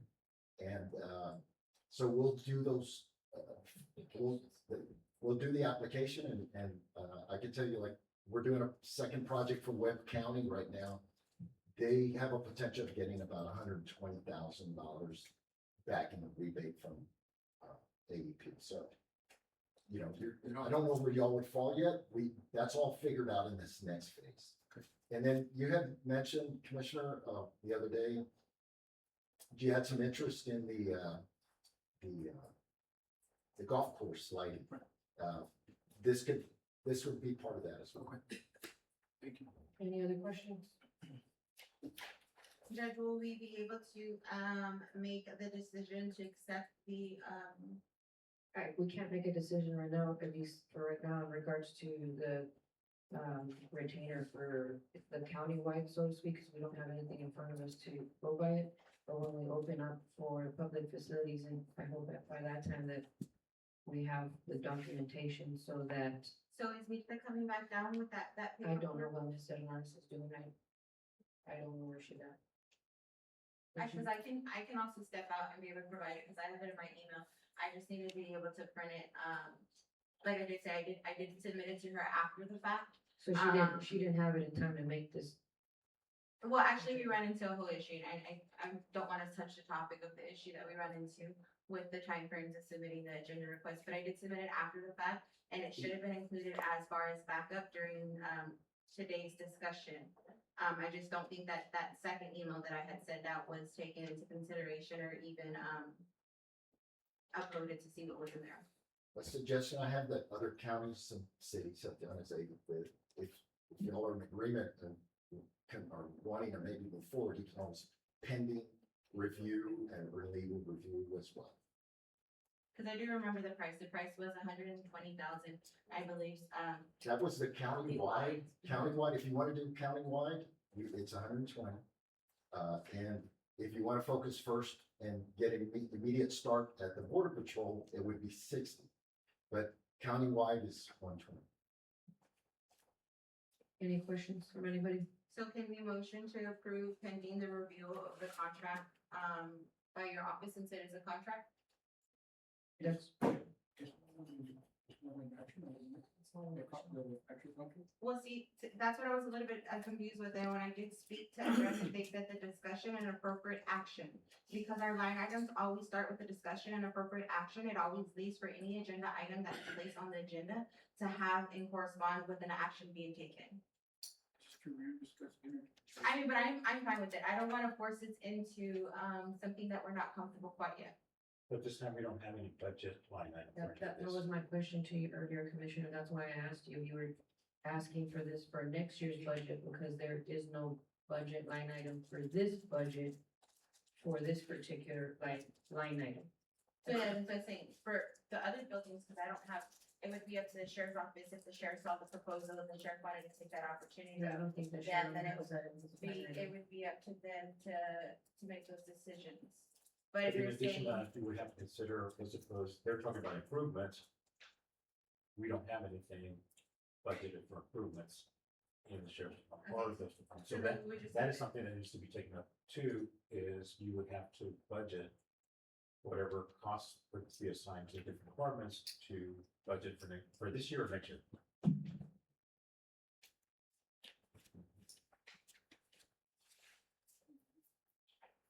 What was your motion, Commissioner? well, he's saying that he advises us go ahead and just take in the information, just correct me if I'm wrong, take in the information so that way we can get a more accurate number, so that way we can plan for the next physical budget. Well, I think you also have to budget. I mean, so you. Cause we're in the middle of the budget workshop right now. I know, so that's why you need the money, you need the amount so you can come in and do the budget for that. So, I mean, we're approving in the next 2 weeks anyway, the budget. So basically it's time, In the next 2 weeks? yeah, because it's the seventh Seventh of September. September, so the budget gets So approved. right now, it's already Through been the commissioner's support. commissioner's court, so at that time is when you would make the adjustment for that. So that's what I'm saying. In order for this company to proceed, to be able to get more information and continue the process, they need a commitment letter to stay within the county. Right, but if you get that don't notice out. budget, I mean, right now, there's no budget line item. So you can just wait, that's what you're saying. Yes, because if you don't, for any reason, you don't budget for next year, then you've got a commitment with no budget. You gotta have the money somewhere to be able to. Yeah. Yeah, Okay. and I understand that, but that's what I'm saying. Do you want us to go ahead and table it? Because at that point, Yes, we're ma'am. just gonna be budgeting for the 120 because the process is gonna stop. Yes, but submit the cost to Commissioner's Court so they can consider for the budget. Okay, so then there's no action, Judge, since the recommendation is to go ahead and just wait. And just a reminder, it's gonna take 4 to maybe 5 months by the time.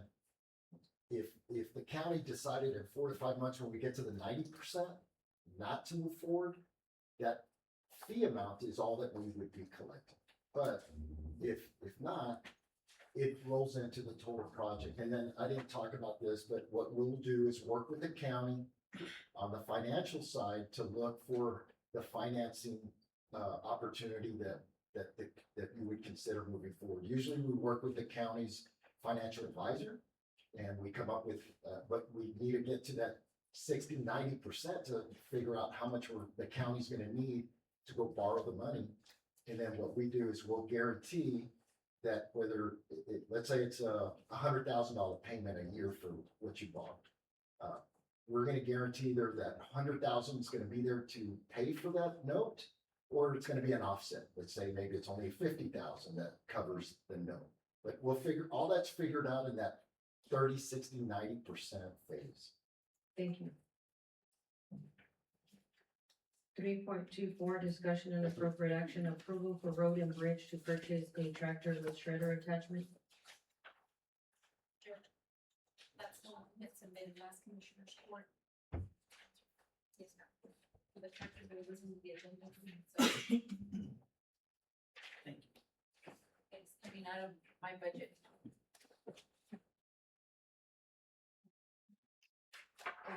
Road and Bridge. Yes, ma'am.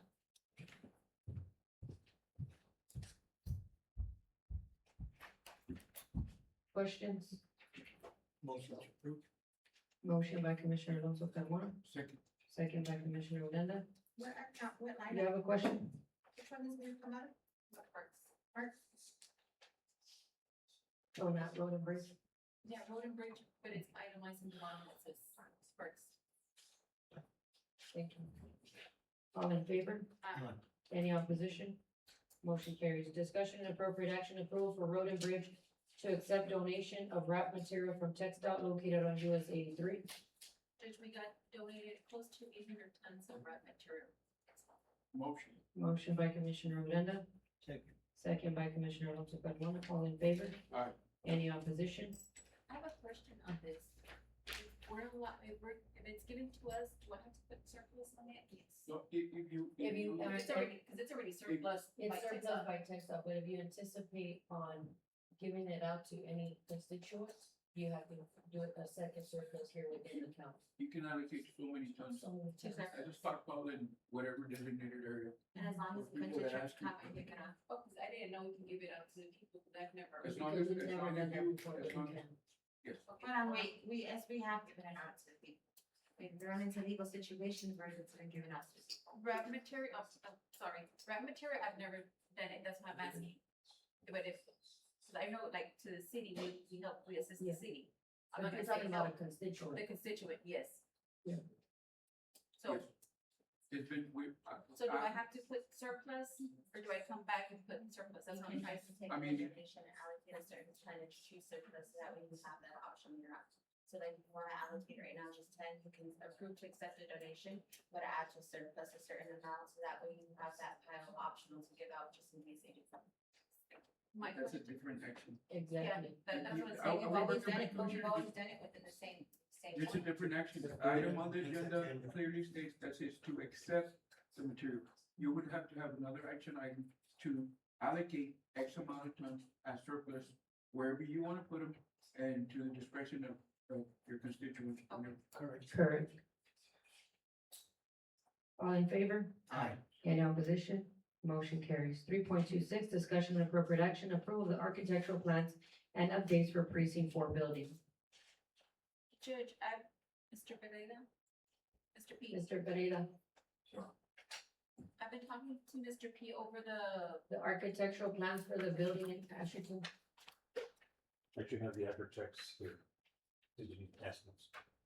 yes. Yes, Commissioner. I don't know if it's included in here. I have it here, right here, I'm talking about the agreement between the owner, Dimmit County and architects. This has been, this is the agreement from 2019. And I don't know, my question is, okay, I put it to make sure if it needs to be, what needs to be done, because there's upgrades that needs to be So done. if we can, if, Fisher and Heck can update what the new, agreement contract looks like, submit it to our office so that we can put it back on the agenda so that we could, because there's obviously gonna be changes, is my distinct understanding. So if we can just have them, resubmit it with the updates and corrections and any additions that they have to the my office, we can review it, I'll review it, and then we'll put it back on Commissioner's Court to have that final approval. Okay. Yeah, I did send that over to y'all. I guess it wasn't included in the. No, I don't have it with, Okay. So there is a document, and if you don't mind, do you mind if I just kind of review some of it with y'all now, so y'all? I don't have the new document, I only have the one from 2019. Do you Is have this the the one? document, Commissioner? This is what they sent me. Yeah, the 2019 is what we have. I think that may be the correct. I understand that, but Commissioner O'Connell said that there might be some updates or some additions to this contract. No, so this one, it has at the very end, the additional services 49,630. On the last page, is that what you guys Additional have? services request number 4? Does it show 49,630 on the last page? 49,630, correct. That's a correct document. That's the correct There's document. no changes to that document. When you say changes, always specifically talking about money amounts or? Yes. it Right, is. so just as a quick recap on what's happened with this project, we were first contracted in 2019, as you stated, Judge. And hello, Judge Commissioners. My name is Mark Navarro. Sorry. I'm President Fisher Heck, and Derek Heck, one of our architects, is also with us. So we were first contracted in 2019 to do this project. We had signed and sealed documents in 2020, towards the end of 2020. We bid those documents out, and then it was a little bit more than what the county could afford at that time. Some of that was, I believe we had COVID at the same time, all those things that were happening. So it was put on hold for several years. Now you guys think you have the funds to be able to rebid the project. It has been over 5 years, almost 7 years now since we signed and sealed these. So a lot of the things that are included in our current plans, we're not going to change the floor plans. Well, I'm going to start that off right now. The floor plans, none of that is changing. We do have to review everything and make sure it still complies with current code, because codes have changed since we signed and sealed this in 2020. So we can't just take this same set of documents and rebid it. The biggest changes are going to be on the energy side. So our mechanical, electrical, plumbing engineers have a lot of work to do, re-specifying their equipment. I guarantee you the mechanical equipment's going to have to be completely re-specified, re-engineered, because that equipment doesn't exist, and the refrigerant is actually outlawed. It was Correct. right. So I'm sure y'all know about that. So that's gonna have to be completely redone. We're gonna have to look at our architectural things as well, make sure. But this proposal includes architects, structural engineers, mechanical, electrical, plumbing, landscape, and registered accessibility specialists, and that's all under this additional service. This is the fee that they're charging. Correct. Correct. This is nothing else other than their How is fee. it that we got to the process of bidding for like the engineer in 2019, but we didn't ever pull the trigger and started the project itself? So it was bid twice, I believe, back in 2020. And each time the county elected that they weren't gonna move forward with that bid. I think it was a financial constraint at the time. So it was put on hold for several years. And then we were just notified about this 7 months ago, maybe or so, that I think y'all were prepared to take this project on. You didn't have money allocated before you went through the process? There was funding for it, but apparently it was too much. That's what we need, so it was too much. It was too much money in that line item? The cost to build it was too much.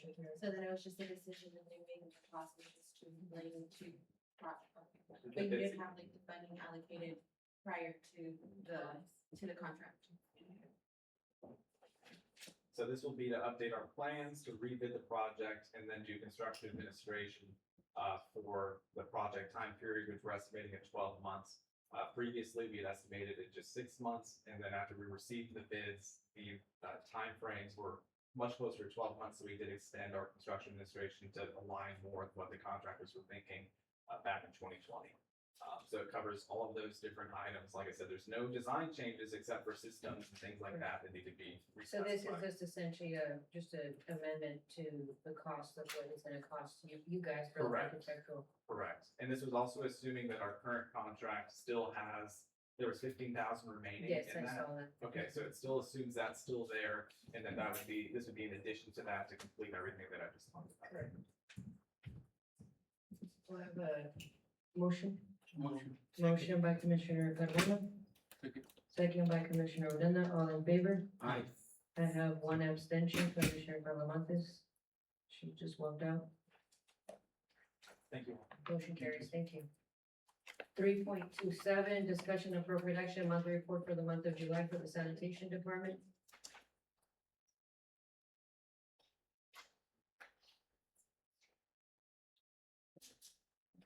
Questions? Sanitation department. Second to the last on the regular. Motion to table by Commissioner Alonso Carmona, Second. second by Commissioner Odena. So do they have to be in there all the time? Cause I thought on the quarterly. On the quarterly, yes, but the yes, monthly. but that's not the monthly. We'll just- This is the monthly. We'll just have it for the next one. There should be in your packet. I would, I'm just, my personal opinion is if the report's available we can read through, unless there's any questions. We can go. I agree, that's the thing that's in it. That's just my opinion. So are you withdrawing your motion, Yes. Commissioner Odena? Yes, ma'am. Do I have a motion to approve? Motion. Motion by Commissioner Noguera, is there a second? Second. Second by Commissioner Odena, all in favor? One abstention. 3.28 discussion and appropriate action monthly report for the landfill. Any questions of the landfill? Motion to approve. Motion to approve by Commissioner Alonso Carmona, Second. second by Commissioner Odena. All in favor? Aye. Any opposition? We have one abstention. 4.1 discussion and appropriate action, approval of interlocal agreement between Carrizo Springs CISD and the Dimmit County for the cross guards. This is the annual cross guards, MOU that we have with the school district. There are no changes other than the term of the agreement, which shall begin August 24, 2026, and end on August 15, 2027. Are there any questions? Motion by Commissioner Alonso Carmona, Second. second by Commissioner Odena. All in favor? Aye. Any opposition? Motion carries. 4.2 discussion and appropriate action, approval for Sheriff Chris Castañeda to attend the Southwest Border Sheriff's Coalition and Texas Coalition meeting in El Paso.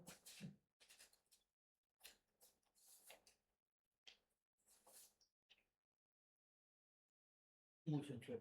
Motion by Commissioner, Judge, this one it shows September 30th, but I believe it's the 29th, and it ends on the 1st. I'll be back Friday. September, you're leaving the September 29th? Yes, because it starts on the 30th, so I'm driving on the 29th. It's on the request, it's up here, but on the agenda too. So the amendment to reflect September 29th. Correct. Are there any questions? Is there a motion? Motion. Motion by Commissioner Alonso Carmona. Second. There a second? Second by Commissioner Odena. All in favor? Aye. Any opposition? I'm sure, I'm sorry, Judge, was it 29 to The October the 1st. It's the 1st.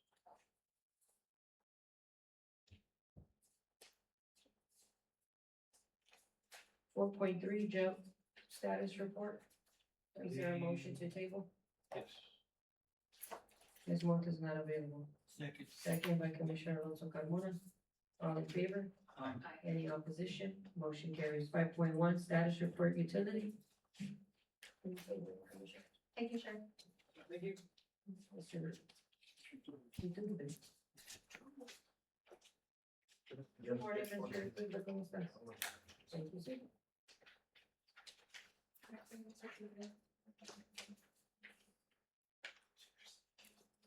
Mr. David, I'd like to thank you for the assistance with the water leak in the area of the Espantosa subdivision. We greatly appreciate the assistance of getting there quickly. Oh, no, you're very welcome.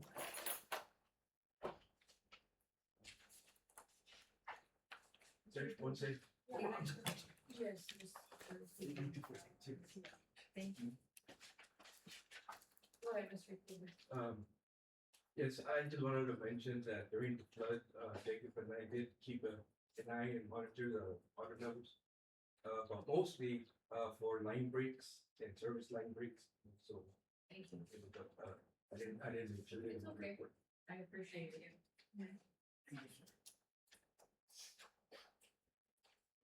Any questions of Mr. Utility?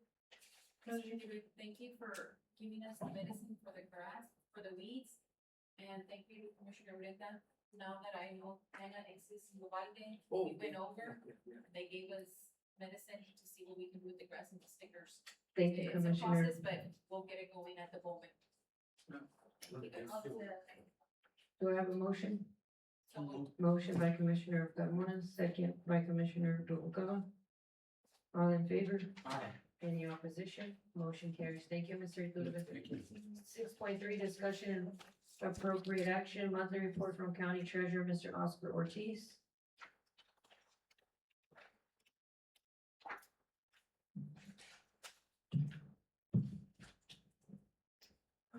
The only thing really wanted to highlight, for the month of July, you're gonna see a big spike in the amount of money we spent on payroll, but that's just because we had three, paychecks that month.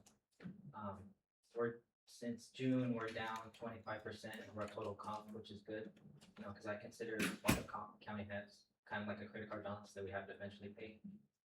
But other than that, everything's looking. Thank you, Mr. Ortiz. Any questions on Mr. Ortiz? There are no questions? Motion to approve. I have a motion by Commissioner Noguera, Second. second by Commissioner Odena.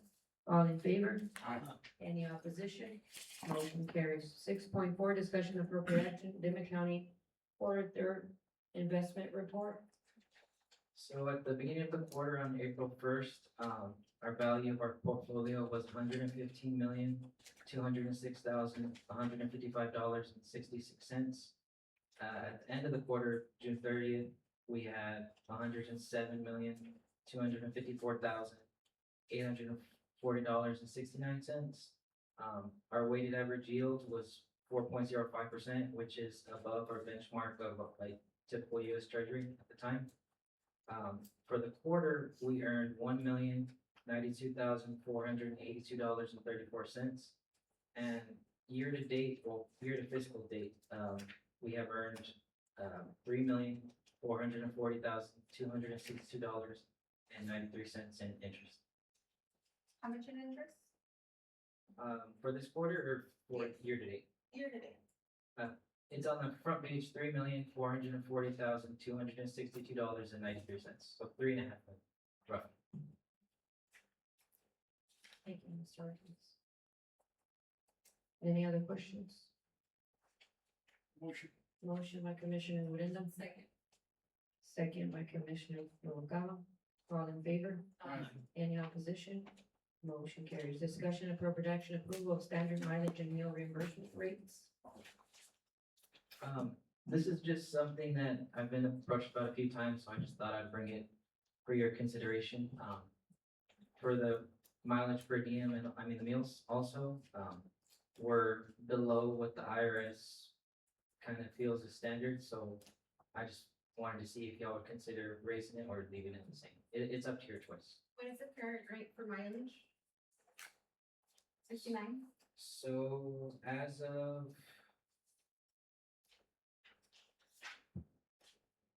July 1st, oh, I'm sorry.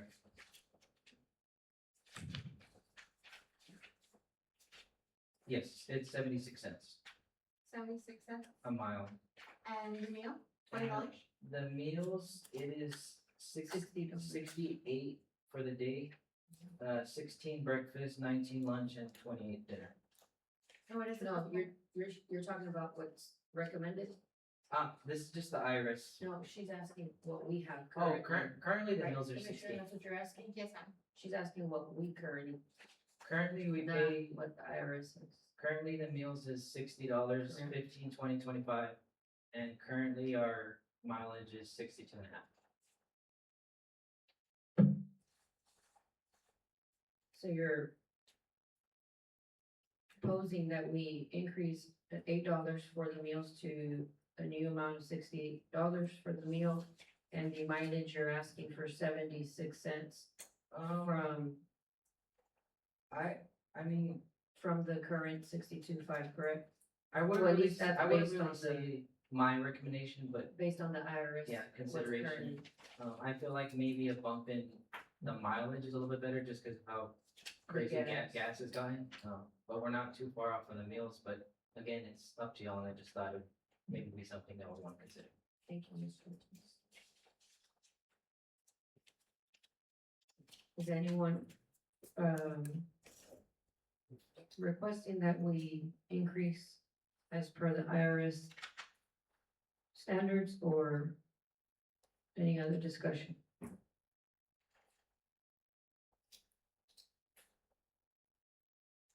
Well, I can't get a reimbursement, but I do think that it's fair to keep up with times for the rest of the county, so I think considering that what's good for the goose is good for the gander, and if, you know, it's costing more money for travel expense, I'll be the one to make the motion to say that we should raise it to meet IRS standards to make sure that our employees that are traveling for education are being met with something that's fair.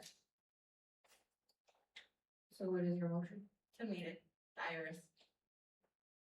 It reflects $68 for meals and 76 cents for mileage.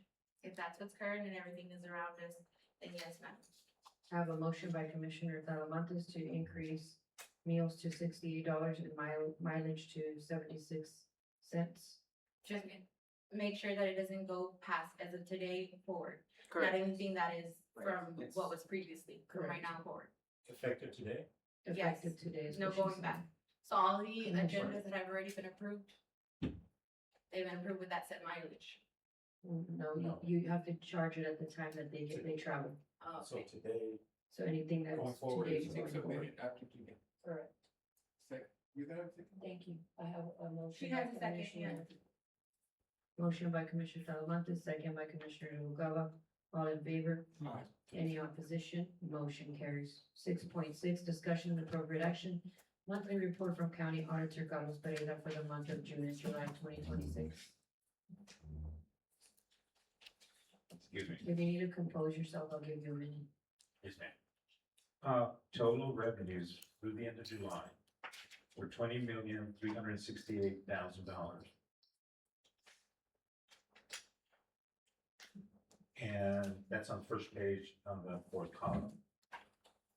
If we look at the second page, which is a summary of all the different departments, and you look at the same column, we're looking at $16,907,494,000. $16,907,494,000. 16,907, the fourth column. That gives us revenues over expenditures of $3,461,010. I'm sorry, Mr. Pereira, we're going over This one right here. what month? July. It's for Okay. July. I have, So it's we're revenues over expenditures of $3,461,000. 3 million, you said? 3,461. So projecting forward, we will be Revenues over spending. revenues over expenditures roughly between 1 million and 500,000. Any questions? I entertain a motion. Motion by Commissioner Alonso Carmona, Second. second by Commissioner Marcelo Uranda. All in favor? Aye. Any opposition? Motion carries. 6.7, discussion and appropriate action, approval of proposed salaries for elected officials, 2026 through 2027. I don't have a backup for this. Mr. I don't have it. Do you have that, Mr. Pereira? Don't we get it? I don't have it. Okay. That's a 3%.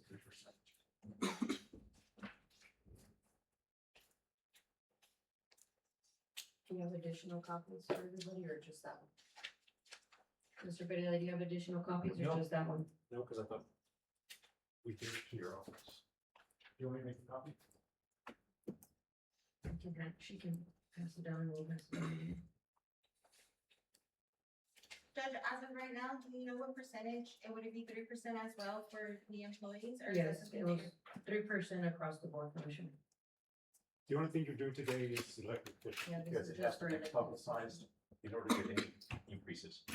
I feel like the only issue that I struggle with is that considering that our employees are only gonna receive a 3% pay increase, it seems like a lot for us as elected to take that same amount when we can contribute it to employees that are actually doing the work. Okay, the only thing you're doing today is that's the maximum that they will be able to get.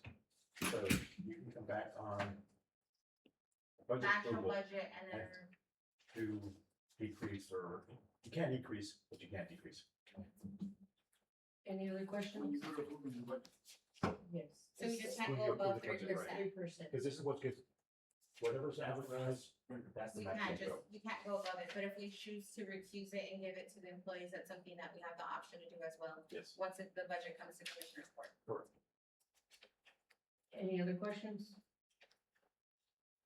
Entertain a motion. Motion by Commissioner Alonso Carmona. Is there a second? Second by Commissioner Odena. All in favor? I have one abstention. It's okay. I have one abstention. Commissioner Noguera stepped out.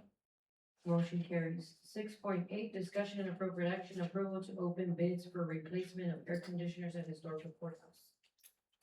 Since I received several bids, I just want to let you know this one was accepted. Oh, that was a five. Okay, you should take it right back.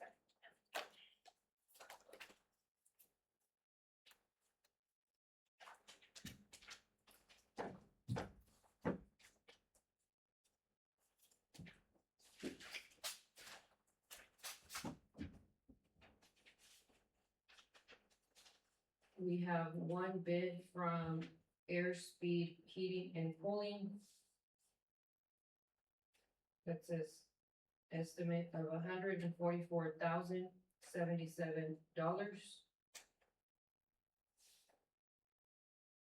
for estimate number one. Estimate number two says $135,872. And that signifies the electric and heat for 3 American standards. The first one was heat pump wheel, third estimate foundation model electrical heat at $126,075.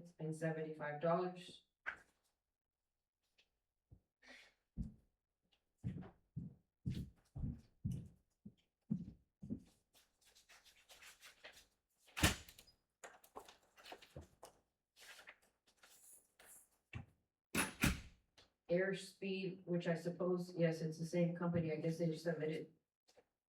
They submitted it, it's the same thing, they just broke it down, and I'll pass this to you guys right now. It's pretty much the breakdown of the estimate that they gave Commissioner Odena.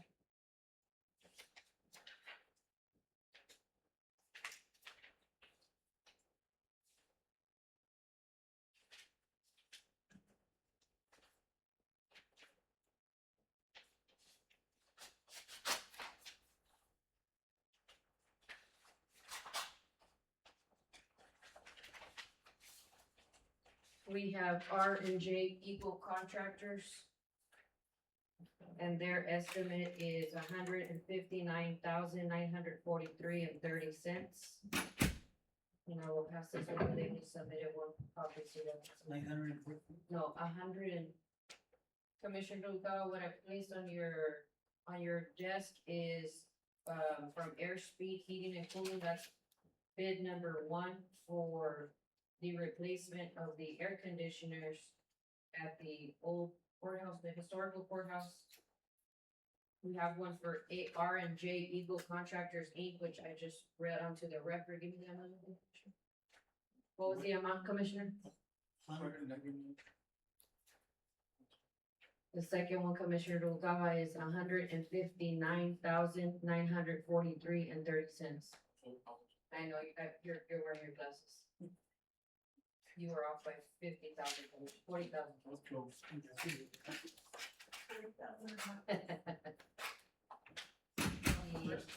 The third bid, excuse me? That was the Second, yes, ma'am. The third bid is from Cool Comfort in the amount of $149,969. That is Cool Comfort. I'm sorry, but can you say those numbers again? Cool Comfort was 149, can I say Commissioner? $149,969. We have copies? I put one copy on there for you from the first bidder. The other bidders have only submitted one, so they're passing it around.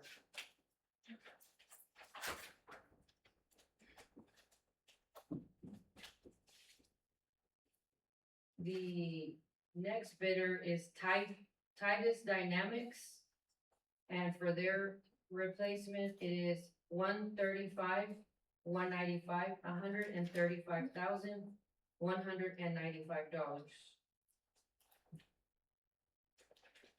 The the item is only to open the That bids. is correct, Commissioners, not to accept the bids. So what we'll do is, Discussion after. no, ma'am, what we will do, is that Mr. Pereira and I will take these, bids. We will review them. We will, make sure that all the, information that was required is submitted.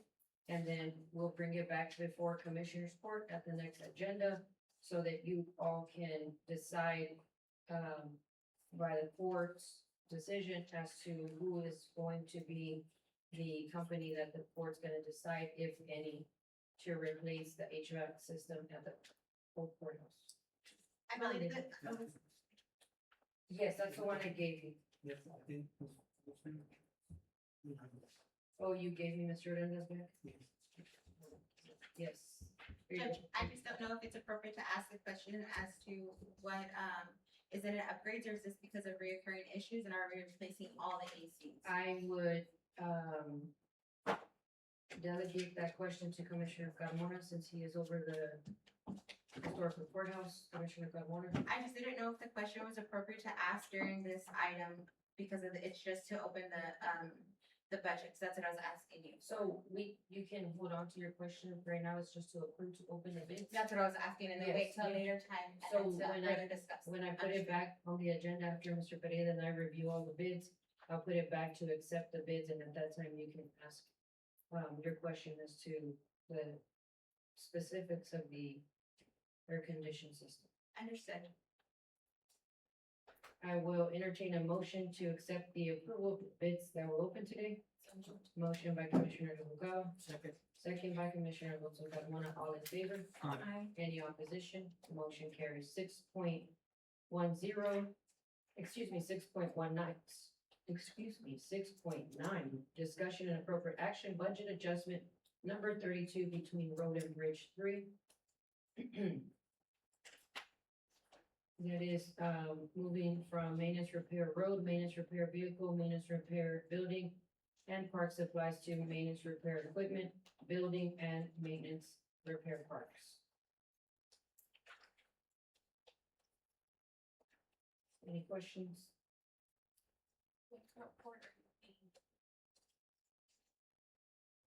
Ask, what park court? It says to cover Oh, carport so expenses. that was the one, because we use the building fund and typically there's nothing on the building because we don't do much to the building, so there wasn't much money that was allocated to the building fund.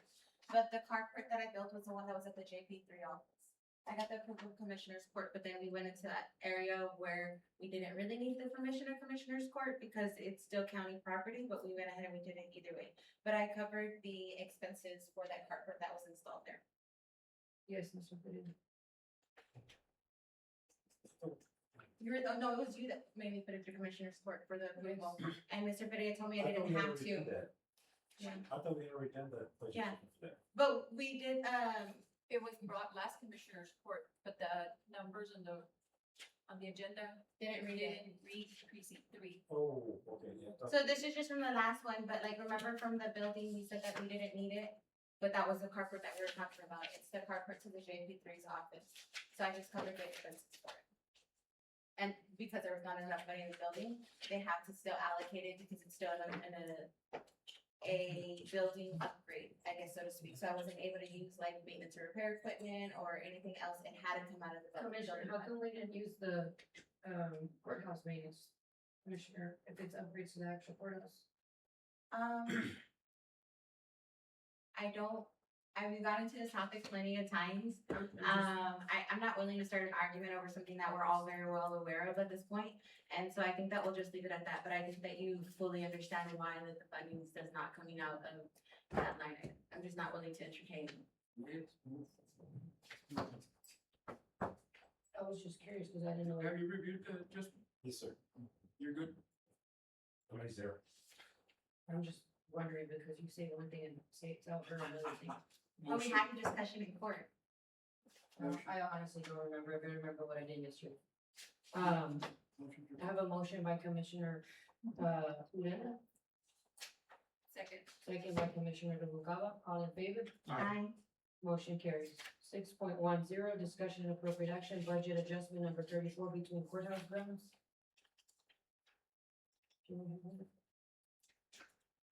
Mr. Pereira? Do I have it? It's maintenance and repair equipment and utilities to move to elevator and test There control. were repairs to the elevators that were taken care of this year. That's what we- reviewed this one also? Yes, sir. Motion. Motion by Commissioner Uranda, second by Commissioner Carmona. All in favor? Aye. Any opposition? Motion carries. 6.11 claim docket. I have the general fund, $686,806.08. Dimmitt County grants, 41,077.57 cents. Dimmitt County Airport, 3,646.69 cents. Dimmitt County Golf Course, 21,615.95 cents. Courthouse Security, 6,376.07 cents. Records Management Clerk, $40.93. Utilities, 55,797.06 cents. Rodeo Arena, 1,877.01 cents. Stone Garden, 37,592.69 cents. Operation Lone Star, 10,144.64 cents. Dimmitt County payroll, 672,371.85 cents. Tax note series 23, 43,729.04 cents. MH pathway to recovery, 5,663.79 cents. COs 2019, 420,946.82 cents. SB 22, 13,129.23 cents, for a grand total of 2,024,815.42 cents. Motion by Commissioner Alonso Carmona, second by Commissioner Uranda. All in favor? Aye. Any opposition? Motion carries. At this time, we are going into executive session and executive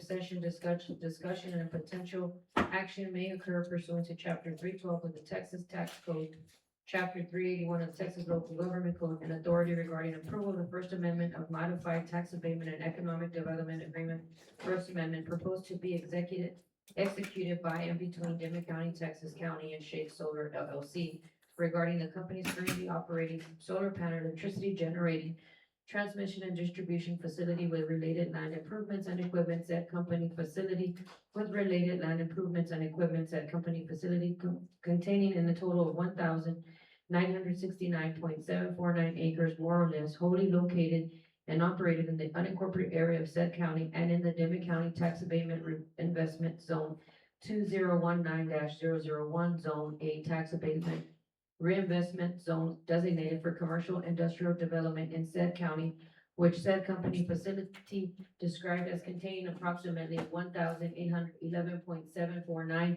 acres of land, more or less, compromising the location of the company's solar array electricity generation facilities in zone, with said solar array land being a part of abstract numbers 155, 156, 1519, 631, 632, 634, 635, 945, 14 of said county. Approximately 158 acres of land, more or less, and being of a 100-foot strip of land by tract from road and other boundaries, more or less, and compromising the location of the company's electricity transmission and distribution line facilities or gen-tie alignment in the zone, with said gen-tie alignment land beginning at a point within approximately 100 feet north of the northway bound of Texas Highway 85, nearly the most easterly corner of abstract 636 of said county, and continuing across central lands to not but not beyond or within the eastern city limit boundary of city of Asherton, Texas, and land continuous thereto, and all other matters related to the first proposed amendment.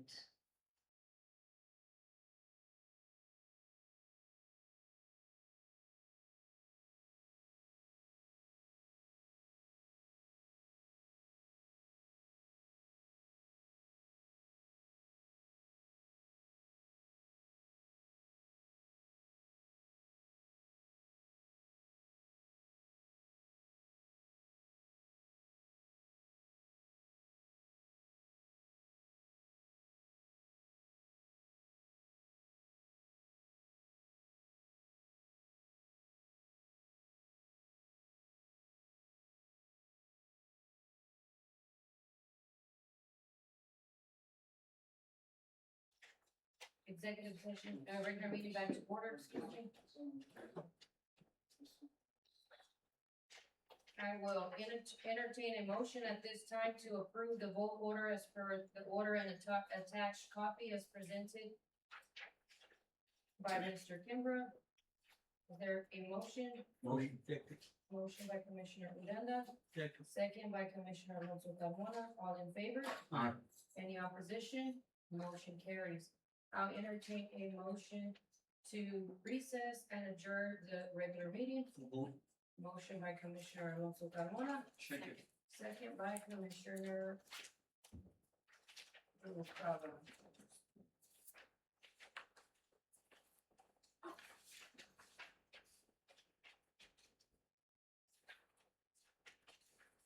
The time is 1:13, Mrs. McDaniel, and I am calling the public facilities meeting to order. Roll call. Let the record reflect that all parties are present. We do have a quorum. 1.3, approval of minutes of August the 3rd, 2026. I have a motion by Commissioner Alonso Carmona. Second by Commissioner Jose Uranda. All in favor? Aye. Any opposition? Motion carries. 3.1, discussion and appropriate action to review and discuss the energy proposal upgrade from Schneider Electric to evaluate key information for budget planning and decision making. The same presentation, correct, that was submitted. Judge, did Ms. Hernandez get the printouts for us? I don't know, Ms. Hernandez. There's no attachment. I think when you back. Attachment. Okay. So we'll go ahead and just go through the discussion of it as well. The last time that I spoke with Mr. Perea, we do have, fund balance that is available in that area, but the Border Patrol Station is needing immediate attention. As well as you can see that in the pictures, we have mold growing in the ceilings. The drainage for the AC as well, like the tubing that's in there. It was 60,000, right? Yes, this one is for 60,000. This is a retaining fee for just this facilities. The roof on top needs work. It needs a lot of work. There's leaks that are coming through the inside of the roof where there's structural, damage in the roof that is allowing the water to go through. We do try to patch it up and seal it up as much as we can. That including the power grid, as I mentioned. Usually anytime that the light goes off, it kind of sends a surge to the rest of the units that are in the facility. And it, so to speak, think of it as like the TV being on when a blackout happens. It gets too much power drawn to it, and so it's kind of kicking out these ACs. We do feel like this is the best option considering all the work that the facility needs to be done. Like we mentioned, Judge, Schneider Electric was one company that you presented to us, and having that key component of all the different services that they offer within that company seems beneficial, especially when we're dealing with something as complex as the Border Patrol Station. We do fear that if we don't take action, as you saw, it's about 150,000 that we use in 1 year. I believe year to date, it was a lot higher than that from 2020, right, Mr. Perea? We went back from 2020. So we basically have the opportunity to try to correct all the structural challenges that they are facing at the Border Patrol Station and hopefully offset some of that cost and save us some of that maintenance and repair fees that we've been allocating to those ACs within the past few budgets.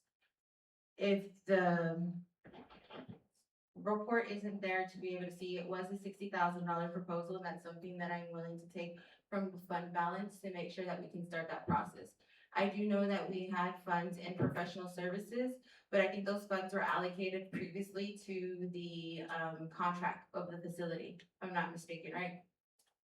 How much are you talking about? 60,000. Yeah, we don't have it budgeted. I mean, we have to come back and do a budget amendment to start. So I can always do a budget amendment within my own, within the own budget to move into professional services. Cause I know that we started off with professional services in there, but I think that those funds were allocated for the attorney fees, correct? But it's only 18. For the public, it's only 8,000. 8,000. So then we'd have to move over 60,000 Right. to be able to start our professional services, to start on that facility. Questions? I have a question. Mr. Pereira, is would you consider the Border Patrol Station one of our strongest revenue generating entities? For the county? Yes. Is it? Yes, because we basically, and we have a healthy fund balance. Very. Any other questions? Mr. Garcia is welcome. I'd like to just clarify the two proposals that we sent. One was for the 60 to get an immediate start for the, as Commissioner mentioned, for the border patrol. The 120 is the countywide. The countywide, if we do that, that's where these savings can help offset some of the costs that are gonna be involved on all the projects. But because the border patrol, I believe, my understanding was they pay their electric bill. They're gonna get the benefit of the utility savings. They're not gonna get, the county per se is not gonna get any savings necessarily because they pay their utilities. It's just more of fixing the issues It's for fixed, them. correct. We're gonna be able to address all the deferred maintenance that's there. Correct. But you can come back later if you wanna approve this and you wanna come back and amend the 60 to the 120, so we could do all the county on the next meeting. We'll do that. We can get a little bit of a lead start on the border patrol. If they decide to. Other questions? Do you have any questions for me? I don't have any questions for you, no. Just. I don't have any questions for you. Anybody else? I guess, as long as we can allocate the funds, I mean, it's, But we gotta come back to do a budget yeah, amendment. to me, the way I look at it, it's like having a house on rent. And Honestly, we're making you good don't money take off of it. action. We need to. Judge, take your care of it. commissioners are costing an enormous amount of money, but we do need to do a budget amendment so we can approve the So contract. in order for us to approve this particular one, not the countywide, but this one in particular, does it need to be subject to doing a budget amendment? Or do the budget amendment first and then do the contract. I think it's just subject to do. That's your So then recommendation. we'll table this for today. Judge, I would like to respectfully ask for the approval, subject to I know, the that's what I budget just asked him amendment. though, but he Yeah, said no. he's saying that you can do it first, but I won't take action until the budget amendment is, changed. Because again, they're not gonna take the funds right away to begin the process. This is just a commitment to say that we are gonna move in that direction. So stopping me right now to get the budget amendment first over funds that are not gonna be withdrawn automatically is just gonna delay my process for making sure that we can get that facility up and running. As Mr. Perea said, it is a good revenue source for the county. It's one of the most important revenue sources for the county because basically it's just landlord over the facility. But it is immediate attention, and that's why we said, we do know that the border patrol station is gonna see some of that offset cost of savings. But on our end, that's why we took the maintenance and repairs of solely what's being allocated for AC repairs into consideration to show what it is that we spent. I have absolutely no issue at all whatsoever in having a commitment letter or commitment to Schneider. I know what Mr. Garcia represents. I've known him for some time and I know his word is good.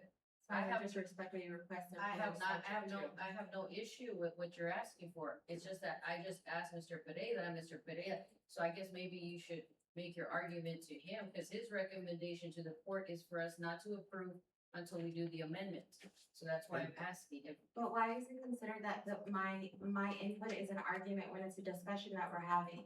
So changing the Well, I'm narrative to not say saying like that I'm argument as in a arguing negative over. connotation. I'm saying But argument as in a I The get negative it. only thing is that if for any reason the budget amendment doesn't go through, then you've got an issue already with the contract that's up, or the commitment's already been done without the money there. And the budget amendment has to be approved through this commissioner's court. Right. And so you see my delay of how we just kind of delay things and stop me from being able to move effectively, efficiently forward to be able to get things done. That's just the delays that I experience from time to time. But like I'm telling you, I do have the funds in there, the fund balance is healthy. It is an area that should be prioritized and given immediate attention because these agents have been without central cooling throughout efficiently the entire building 100%. It has not happened in the past 3 or 4 years.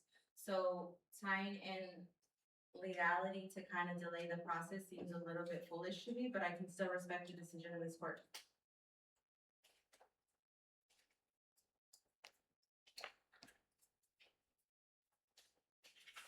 Is there a motion? Motion to approve. Have a motion to approve by Commissioner Talamantes, subject to correction of doing the budget amendment. Is there a second? Second by Commissioner Odena. All in favor? Aye. Any opposition? Is there any opposition? No, sir. You're gonna abstain? No, Oh, you're gonna, anybody else? until with the. Commissioner Rivera? I voted against, not against, but we need the budget adjustment as Mr. Pereira. Motion carries. And then if it's something that we knew that we should have gotten done, taken care of, we should have put it in the commissioner's court for this docket. I tried to add it, add it afterwards, if I could. But I can't. Check. You're voting 4-1, 3-2. It's, say that again, Commissioner? That I tried to submit the information after the fact. And I told her that it was my effort, because she's saying that it should have been done prior, and I did tell her that I can send her the email for it. It was my intent to provide the information, and I did try to send the email. Correct. You send it after the deadline. Yes, but still within time frame for the No, it's- amendment, it's because it was thrown. It's Okay, three but we don't have to have this I understand conversation. that, but you're representing misinformation. It's 3 business days to post an irregular agenda, 3 business days to post an addendum, and 3 business days for any special meeting. You submitted the request for what, I guess what you're telling her. So Wednesday would have been the deadline for the No, amendment. Commissioner, 3 business days means Tuesday. You submitted it Wednesday, so we can't post it because it's late. 3 business days means in order for us to. That would have been the addendum. Correct, but. So the 3 business days, and I still didn't get the addendum. But that was the point that I was trying to make. No, but you're misinterpreting the addendums, just for clarification, addendums, agenda items, and any, special meeting items have to be posted within 3 business days. So for Monday meetings, all items must be posted This by item is Tuesday. not on the agenda to be having the discussion over. I know, but you're, Agenda but to have the you're giving conversation wrong about it. information. I'm I just not wanna giving the wrong clarify. information. I will present Okay, the evidence and motion fact carried. of how 3 business days does work for you, but the agenda, this item's not on the agenda to have this discussion. That is not how it works. Yes, it is. And I will have this discussion Could with we that agenda go item. 3-2 or 4-1? It's 4-1. We have, Commissioner McCullough. I will, 3.2, discussion and appropriate action, new business. Any business? No new business, no On the action? public, on the mineral brand, or the boundary line, is there any I business have on no new that? business. 4.1, discussion and appropriate action monthly report. Mr. Pereira? So for the month of July. So through the month of July, we have $747,000 worth of revenues and expenditures to in the both Little Rio Grande public facilities and the Border Patrol. So we have revenues of 747, expenditures of $293,056. Any questions? I entertain a motion. Motion. Motion by Commissioner Rivera. Second by Commissioner Gonzalez. All in favor? Any opposition? Motion carries. Claims docket, public safety, $62,298.11. I'll entertain a motion. Motion. Motion by Commissioner Odena. Second. Second by Commissioner Talamontes. All in favor? Any opposition? Motion carries. I'll entertain a motion to recess and adjourn. Motion by Commissioner Alonso Carmona. Second. Second by Commissioner Odena. All in favor? Aye. Any opposition? Motion carries. Yes, Mr. Kim. Please sign the vote order, all of you, on the Shakes matter. Yes, sir. You The have that? test by the county clerk. You have it? Mr. Odena? Thank you. You have it? I'm gonna look right now.